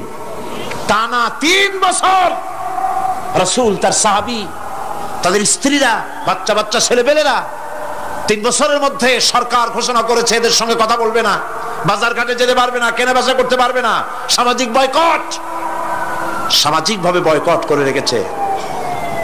সাথে যা ছিল খাবারগুলি শেষ হয়ে গেছে, তারপরে উট ছিল, ভেড়া ছিল, খাইয়ে শেষ হয়ে গেছে। এরপরে যখন কিছু নাই, উটের চামড়া ভিজায়া ভিজায়া, শুকনা চামড়া ভিজায় খেয়েছে। যুবকেরা ক্ষুধার যন্ত্রণায় বাবলা গাছের পাতাগুলি চাবায় খাইতে গিয়া কাটা ফুটে জিহ্বা থেকে রক্ত পড়েছে। বাচ্চা ছেলেপেলেগুলি মায়ের বুকে দুধ পায় নাই, না পায়া বাচ্চারা চিৎকার করে উঠেছে। এই চিৎকার, ক্ষুধার জ্বালার এই চিৎকারের আওয়াজ শুনে কাফেরেরা চতুর্দিকে অট্ট হাসিতে ফেটে পড়েছে। সুতরাং জেল জুলুম মুসলমানদের জন্য, আলেমদের জন্য, পীর বুজুর্গদের জন্য নতুন কিছু নয়। এই জুলম, এই অত্যাচারের পরেই আল্লাহ পাকের দ্বীন কায়েম হয়েছিল মদিনায়। রাসূলুল্লাহ বলেছিলেন, খায়রুল কুরুনি কারনি, সর্বশ্রেষ্ঠ যুগ আমার যুগ। বন্ধুগণ, আল্লাহর উপরে ঈমান আনলে মানুষের ভিতরে এ ধরনের অবিচলতা আসে, বিপদে ধৈর্য ধরার হিম্মত পয়দা হয়ে যায়। সুবহানাল্লাহ বলো। মুসা আলাইহিস সালাম কে? মুসা আলাইহিস সালাম কোরআন ওয়াজ করতেছে। সুবহানাল্লাহ বলে। গল্প করতেছি না কোরআন শোনাচ্ছি? গল্প করতেছি না হাদিস শোনাচ্ছি? আল্লাহ রাব্বুল আলামিন বলেন, ফিরাউন মুসা আলাইহিস সালামকে চতুর্দিক থেকে, 3 দিক থেকে ঘেরাও করেছে। একদিকে দরিয়া, তিন দিকে ফেরাউনের সৈন্যরা। কোরআন শরীফে ঘটনা এভাবে তুলতেছে, ফালাম্মা তারাআল জামআন ক্বালা আসহাবু মূসা ইন্না লামুদরাকুন। মূসা আলাইহিস সালামের সাথীরা বলছেন, হে মূসা, আমরা তো পাকড়াও হয়ে গেছি, পালাবার কোনো পথ নাই, মরছি। মূসা আলাইহিস সালাম ভয় পাইছিলেন নাকি? ঈমান কারে বলে? হযরত মূসা আলাইহিস সালাম বললেন, কাল্লা ইন্না মা'য়া রাব্বী সায়াহদিন। নিশ্চয় নয়, অবশ্যই নয়, রব্বী সায়াহদিন, আমার প্রভু অবশ্যই, সিন দিয়ে বোঝানো হচ্ছে অবশ্যই আমার রব আমার জন্য রাস্তা করে দেবেন। এর নাম ঈমান। সুবহানাল্লাহ বলেন। এর নাম ঈমান। চতুর্দিক থেকে বিপদ ঘনীভূত, বেরোবার কোন রাস্তা নাই, ওর মধ্য দিয়ে ওমাইয়াত্তাকিল্লাহা ইয়াজআল লাহু মাখরাজা, কোন রাস্তা নাই, চতুর্দিকে অন্ধকার। এরপরে যদি বান্দা আমার উপরে ভয় করে, আমাকে ভালোবাসে, আমাকে ভয় করে, সবর ইখতিয়ার করে, অন্ধকারের ভেতর থেকে নিশ্ছিদ্র অন্ধকারের ভেতর দিয়ে আলোর রশ্মি বের করে মুমিনদের যাওয়ার জন্য রাস্তা করে দেব। মূসা আলাইহিস সালাম বললেন, ভয় পাইও না, আল্লাহ আমাদের পথ তৈরি করে দিবেন। আল্লাহ রাব্বুল আলামিন হযরত মূসা আলাইহিস সালামকে বললেন, হাতের লাঠি দিয়া দরিয়ার উপরে আঘাত করো। মূসা আলাইহিস সালাম আঘাত করলেন। রাস্তা দরকার ছিল একটার, মূসা আলাইহিস সালামের এক আঘাতে রব্বুল আলামিন দরিয়ার ভিতরে মূসা আলাইহিস সালাম এবং তার সাথী সঙ্গীদের পারাপারের জন্য 12টা রাস্তা পয়দা করে দিলেন। গল্প না কোরআন। রাস্তা তৈরি হয়ে গেল 12টা, সব পার হয়ে গেল। ফেরাউন তার দলবল নিয়ে আসছে। আল্লাহ রাব্বুল আলামিন বলেন, ওয়া আনজাইনা মূসা ওয়া মান মাআহু আজমাইন সুম্মা আগরাকনাল আখারিন। মূসা আলাইহিস সালামকে পার করলাম, পিছনে যারা আসতেছিল, কারা আসতেছিল? ফেরাউন। ফেরাউন আসছে তার দলবল নিয়ে। আসে রাস্তা দেখিয়া মনে করছে ওর বাজানের তৈরি করে রাস্তা, দলবল নিয়ে নামছে। দরিয়ার মাঝখানে এলো, আল্লাহ পাক অর্ডার করলেন কুল, ব্যাস রাস্তা বন্ধ হয়ে গেল। রাস্তা কি হয়ে গেল? শুরু হয়ে গেল চুবনি। পানির ভিতরে চুবনি খাচ্ছে, নিচে যায়, উপরে ওঠে। পানি খাইতে খাইতে পেট পটকা মাছের মতো এরকম মোটা হয়ে গেছে। ডুবে ডুবে সব মরছে। এখন ফেরাউন একা, কেউ নাই। ফেরাউন একা। ফেরাউন পানির ভিতরে চুবনি খেতে খেতে তুমানের ভিতর থেকে নাক একটু জাগায় আর বলে, আমানতু আন্নাহু লা ইলাহা ইল্লাল্লাযী আমানাত বিহি বানু ইসরাঈল। ও আল্লাহ, তুমি ছাড়া কোনো ইলাহ নাই, আমি ঈমান আনলাম ওই আল্লাহর উপরে। বনি ইসরাঈল ঈমান আনছে যার উপরে, কাজী বনি ইসরাঈলদের পার করে দিয়েছো, আমারও পার করো। আল্লাহ তুমি রক্ষা করো, আমি তো মুসলমান। ওয়া আনা মিনাল মুসলিমিন, আমি তো মুসলমান, কলেমা পড়লাম, তারপরও চুবাও কেন? আল্লাহ রাব্বুল আলামিন বলেন, আল আন, এখন ওয়াকাদ আসাইতা ক্বাবলু ওয়া কুনতা মিনাল মুফসিদিন, এখন ঈমান আনতেছো, আর এর পূর্বে আমার দিন যারা জমিনে প্রতিষ্ঠিত করতে চেয়েছে তাদেরকে জেল দিয়েছো, জুলুম করেছো, অত্যাচার করেছো। আজ তোমাকে ছাড়বো না, তোমাকে শুধু মারবই না, আলিয়াউমা নুনাজ্জিকা বিবাদানিক, আলিয়াউমা নুনাজ্জিকা বিবাদানিক, আমি তোরে শুধু মারবই না। কে বলতেছেন? জোরে বলেন, কে বলতেছেন?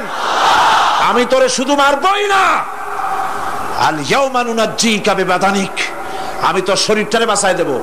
তোর শরীর পানিতে পচবে না, পোকায় খাবে না, মাটিতে পচাবে না, তোরে আমি শুটকি বানায় রাখবো। কিয়ামত পর্যন্ত দুনিয়ায় যত ফেরাউন আর ফেরাউনের বাচ্চারা আসে, তোরে দেখে যেন তারা ইতিহাস স্মরণ করে। রব্বুল আলামিন কোরআনে কারীমের মধ্যে পরিষ্কার করে মানুষদেরকে বুঝায় দিয়েছেন, আল্লাহর উপর ঈমান আনলে পরে তার হিম্মত বেড়ে যায়, মনের বল বেড়ে যায়। সুবহানাল্লাহ। হযরতে রাসূল করিম সাল্লাল্লাহু আলাইহি ওয়াসাল্লাম কাফের বেঈমানেরা চতুর্দিক থেকে বাড়ি ঘেরাও করে রেখেছে, পালাবার কোনো পথ নাই। ঘুমেছিলেন তিনি, জিবরাইল এসে বলেন, ইয়া রাসূলুল্লাহ, ঘুমের থেকে জাগুন, আল্লাহ আপনাকে সালাম বলেছেন আর আপনাকে হিজরত করার জন্য মদিনায় আল্লাহর অর্ডার করেছেন। বাড়ির চতুর্দিকে কাফেররা তরবারি নিয়ে দাঁড়ানো। নবীজি ঘুমের থেকে জেগে হযরত আলীকে ডেকে বলেন, আলী রে, আমার বিছানায় আমার চাদর মুড়ি দিয়া ঘুমায় থাকো, আল্লাহ আমাকে অর্ডার করেছেন, আমি মদিনায় চললাম। হযরত আলী হুজুরের দিকে তাকায় বলেন, ইয়া রাসূলুল্লাহ, আপনার বিছানায় আপনার চাদর মুড়ি দিয়ে আমি ঘুমায় থাকবো, সকালবেলায় কাফের বেঈমানেরা এই ঘরের মধ্যে প্রবেশ করে আপনার কম্বলের নিচে আমারে দেখে তারা মোহাম্মদ মনে করে আমারই তারা কেটে কেটে টুকরা টুকরা করে দেবে। আমার কোনো আপত্তি নাই, কোনো ভয় নাই, কোনো চিন্তা নাই, কোনো দুঃখ নাই, বরং আমার মনের মধ্যে এটাই তৃপ্তি হবে যে আমি আলীর জীবনের বিনিময়ে আল্লাহর নবী দুনিয়ায় বেঁচে থাকেন। নবীজি ঘরের থেকে বেরোলেন, চতুর্দিকে দেখেন কাফের বেঈমানেরা দাঁড়ানো, শত শত কাফের, হাতে তরবারি। হুজুর সাল্লাল্লাহু আলাইহি ওয়াসাল্লাম এক মুষ্টি বালু হাতে নিলেন, এক মুঠো বালু হাতে নিয়ে ফু দিয়া বালুগুলো ছেড়ে দিলেন। ঘরের চতুর্দিকে যত কাফের ছিল সবগুলির চোখের মধ্যে বালি ঢুকে গেছে। চোখের মধ্যে যদি বালি ঢোকে তাহলে কি মজা লাগে না?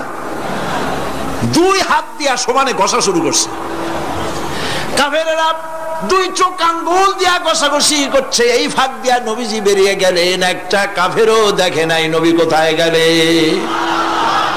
আল্লাহ পাক পরবর্তী সময় নবীজিকে শোনায় দিলেন, ওয়ামা রামাইতা ইয রামাইতা ওয়ালাকিন্নাল্লাহ রামা। নবী, আপনি নিক্ষেপ করেন নাই যখন আপনি নিক্ষেপ করছিলেন, আপনি তো শুধু ধুলাগুলো ধরে এমনি ছাড়ছেন।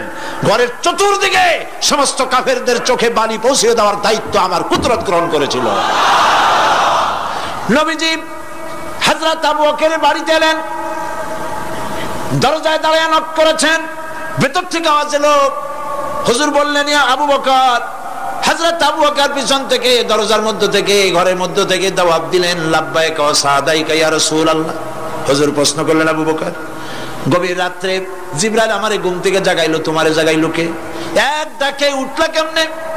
হযরত আবু বকর বলেন, ইয়া রাসূলুল্লাহ, আপনি আমারে নিয়ে হিজরত করবেন বলেছিলেন, আমি চিন্তা করেছি না জানি কত রাত্রে নবীজি আসেন, আর আমার দরজায় দাঁড়ায়া নবীজি আমারে ডাকবেন, আমি থাকবো শুয়া, বেয়াদবি হয়ে যাবে। এই জন্য বিছানায় না ঘুমায়া আপনার পবিত্র জবানের ডাক শোনার জন্য এত রাত ধরে এই দরজার সঙ্গে দাঁড়ায়া দাঁড়ায়া ঘুমাইতেছিলাম। নবীজি হযরত আবু বকর রাদিয়াল্লাহু তাআলা আনহুকে সঙ্গে করে নিয়া মদিনার পথ পরিহার করে মেসফালার মধ্য দিয়ে যারা হজে গেছেন দেখে আসছেন, মেসফালা জাবালে কেদোয়া, মেসফালার উপর দিয়া জাবালে কেদোয়ার উপর দিয়া আরো একটা পাহাড় পাড়ি দিয়া জাবালে সুরে চড়ে গেলেন। সন্ধ্যা হয়ে গেল, ফজর হয়ে কি বলে ফজরের রক্ত হয়ে গেল। হযরত আবু বকর বলেন, ইয়া রাসূলুল্লাহ, পালাবার উপায় নাই, ধরা পড়ে যাব, তাড়াতাড়ি চলেন গুহার মধ্যে ঢুকি। তবে পাহাড়ে গুহা, সাপ থাকতে পারে, বিচ্ছু থাকতে পারে, আমি আগে ঢুকি, কোনো বিপদ হয় আমার উপরে হয়ে যাক, আল্লাহর নবী সুস্থ থাকুক। হযরত আবু বকর কি মহব্বত, নিজের জীবনের চাইতে রাসূলের মহব্বত বেশি, সুবহানাল্লাহ। এই জন্য নবীজি বলেছেন, ও আমার সাহাবীরা, तमाम পৃথিবীর সমস্ত মুমিনের ঈমান যদি এক পাল্লায় রাখা হয় আর একা আবু বকরের ঈমানটা যদি আরেক পাল্লায় রাখা হয়, তোমরা দেখতে পাবে तमाम পৃথিবীর মুমিনের ঈমানের তুলনায় এক আবু বকরের ঈমানের পাল্লাটা ভারী হয়ে গেছে। হযরত আবু বকর গুয়া সাফ করে হুজুরকে ডাকলেন, হুজুর ভিতরে ঢুকলেন, বলেন, আবু বকর, সারা রাতের একটা বিরাট অংশ হাঁটছি, পাহাড় বেয়েছি, কষ্ট হয়েছে, তুমি একটু বসো, তোমার উরুর উপরে মাথা রেখে আমি একটু ঘুমায় যাই। হুজুর ঘুমায় গেলেন। হযরত আবু বকর লক্ষ্য করলেন গুহার গায়ে অনেকগুলি ছিদ্র, এই ছিদ্র দিয়ে বড় বড় সাপ বেরোতে পারে, বিচ্ছু বেরোতে পারে, পাহাড়ে কি বেরোয় ভয় পেলেন তিনি জামা ছিঁড়ে ছিঁড়ে, চাদর ছিঁড়ে ছিঁড়ে গর্তগুলি বন্ধ করতে লাগলেন। কয়েকটা গর্ত বন্ধ করা গেল না, কাপড় শেষ। এবার তিনি নিজের পা দিয়া গর্ত বন্ধ করে বসে আছেন। বিষধর এক সাপ বহু চেষ্টা করেছে বেরোবার, কোন পথ না পেয়ে ছিদ্র পথে বেরিয়ে এসে হযরত আবু বকরের পায়ের উপরে দংশন করেছে। হযরত আবু বকর বিষের যন্ত্রণায় চোখ দিয়ে পানি পড়ছে। চোখের পানি দেখে রাসূলুল্লাহ ঘুম ভেঙে গেল। ঘুম ভেঙে হুজুর দেখেন হযরত আবু বকরের চোখে পানি। হযরত রাসূল জিজ্ঞেস করেন, আবু বকর কাঁদো কেন? বাড়ির কথা মনে পড়লো নাকি? বউ বাচ্চার কথা মনে পড়লো নাকি? কাঁদো কেন? হযরত আবু বকর বলেন, ইয়া রাসূলুল্লাহ, যেই দিন কালেমা পড়ে ঈমান এনেছি সেদিন থেকে আমার জীবন, আমার স্ত্রী পুত্র পরিজনের চাইতে, আমার জীবনের চাইতে আপনাকে বেশি ভালোবাসি। হুজুর বলেন, কাঁদো কেন? হযরত আবু বকর সাপের দংশনের কথা বললেন, যন্ত্রণায় কাঁদতেছি। হুজুর মুখ থেকে একটুখানি থুতু মোবারক বার করে দংশিত জায়গায় লাগাই দিলেন, যন্ত্রণা বন্ধ হয়ে গেল। হযরত রাসূল বলেন, আবু বকর, যখনই দংশন করেছিল আমার উঠাও নাই কেন? তোমারটা তো কষ্ট করা লাগতো না? হযরত আবু বকর বলেন, ইয়া রাসূলুল্লাহ, সাপের বিষের দংশনের যন্ত্রণায় কষ্ট করেছি। আমার কলিজাটা যদি জ্বলে পুড়ে জর্জরিত হয়ে যেত, রাসূলুল্লাহ আরাম ফরমাচ্ছিলেন, আমি সেই আরামে বিঘ্ন ঘটাতে পারতাম না। ইত্তাবসারে কাফির বেঈমানেরা খুঁজতে খুঁজতে, বুখারী শরীফের হাদিসে এসেছে, ওই গুহার কাছে এসে গেছে। এখন কেউ বলে একজন বলে এরই মধ্যে আছে, আর একজন বলে নাই। একজন বলে যদি থাকতো তাহলে উপরে মাকড়াসার জাল কেমনে, কবুতরের ডিম পাড়িয়ে সেখানে বসে আছে কেমনে? একজন বলে আছে, আর একজন বলে নাই। হযরত আবু বকর বলেন, হুজুর ভয় পেয়ে গেছি, আমরা তো ধরা পড়ে যাব। হযরত আবু বকর রীতিমতো ভয়তে কেঁদে ফেলে দিলেন। আল্লাহর নবী হযরত আবু বকরকে এই বিরাট বিপদের মধ্যে, এমন গুহা, বসলে পরে মাথা দেখা যায়, শুয়ে হাঁটু উঁচু করলে হাঁটু দেখা যায়, স্বল্প পরিসর, অগভীর ছোট্ট গুহা, আমরা ধরা পড়ে গেছি, উপায় নাই। আল্লাহর নবী হযরত আবু বকরকে কি বলি সান্ত্বনা দিয়েছিলেন, কোরআন শরীফে আল্লাহ পাক তা উঠায় দিয়েছেন। ইযহুমা ফিল গার ইয ইয়াকুলু লিসাহিবিহি লা তাহজান ইন্নাল্লাহা মা'না। ও আমার সাথী, ভয় পেও না, আমরা মাইনরিটি নই, আমরাই মেজরিটি, কারণ আল্লাহ রাব্বুল আলামিন আমাদের সাথে আছেন। ربنا تقبل منا إنك أنت السميع العليم وتب علينا إنك أنت التواب الرحيم سبحان ربك رب العزة عما يصفون وسلام على المرسلين والحمد لله رب العالمين واجعل آخر كلمة عند الموت لا إله إلا الله محمد رسول الله. السلام عليكم ورحمة الله.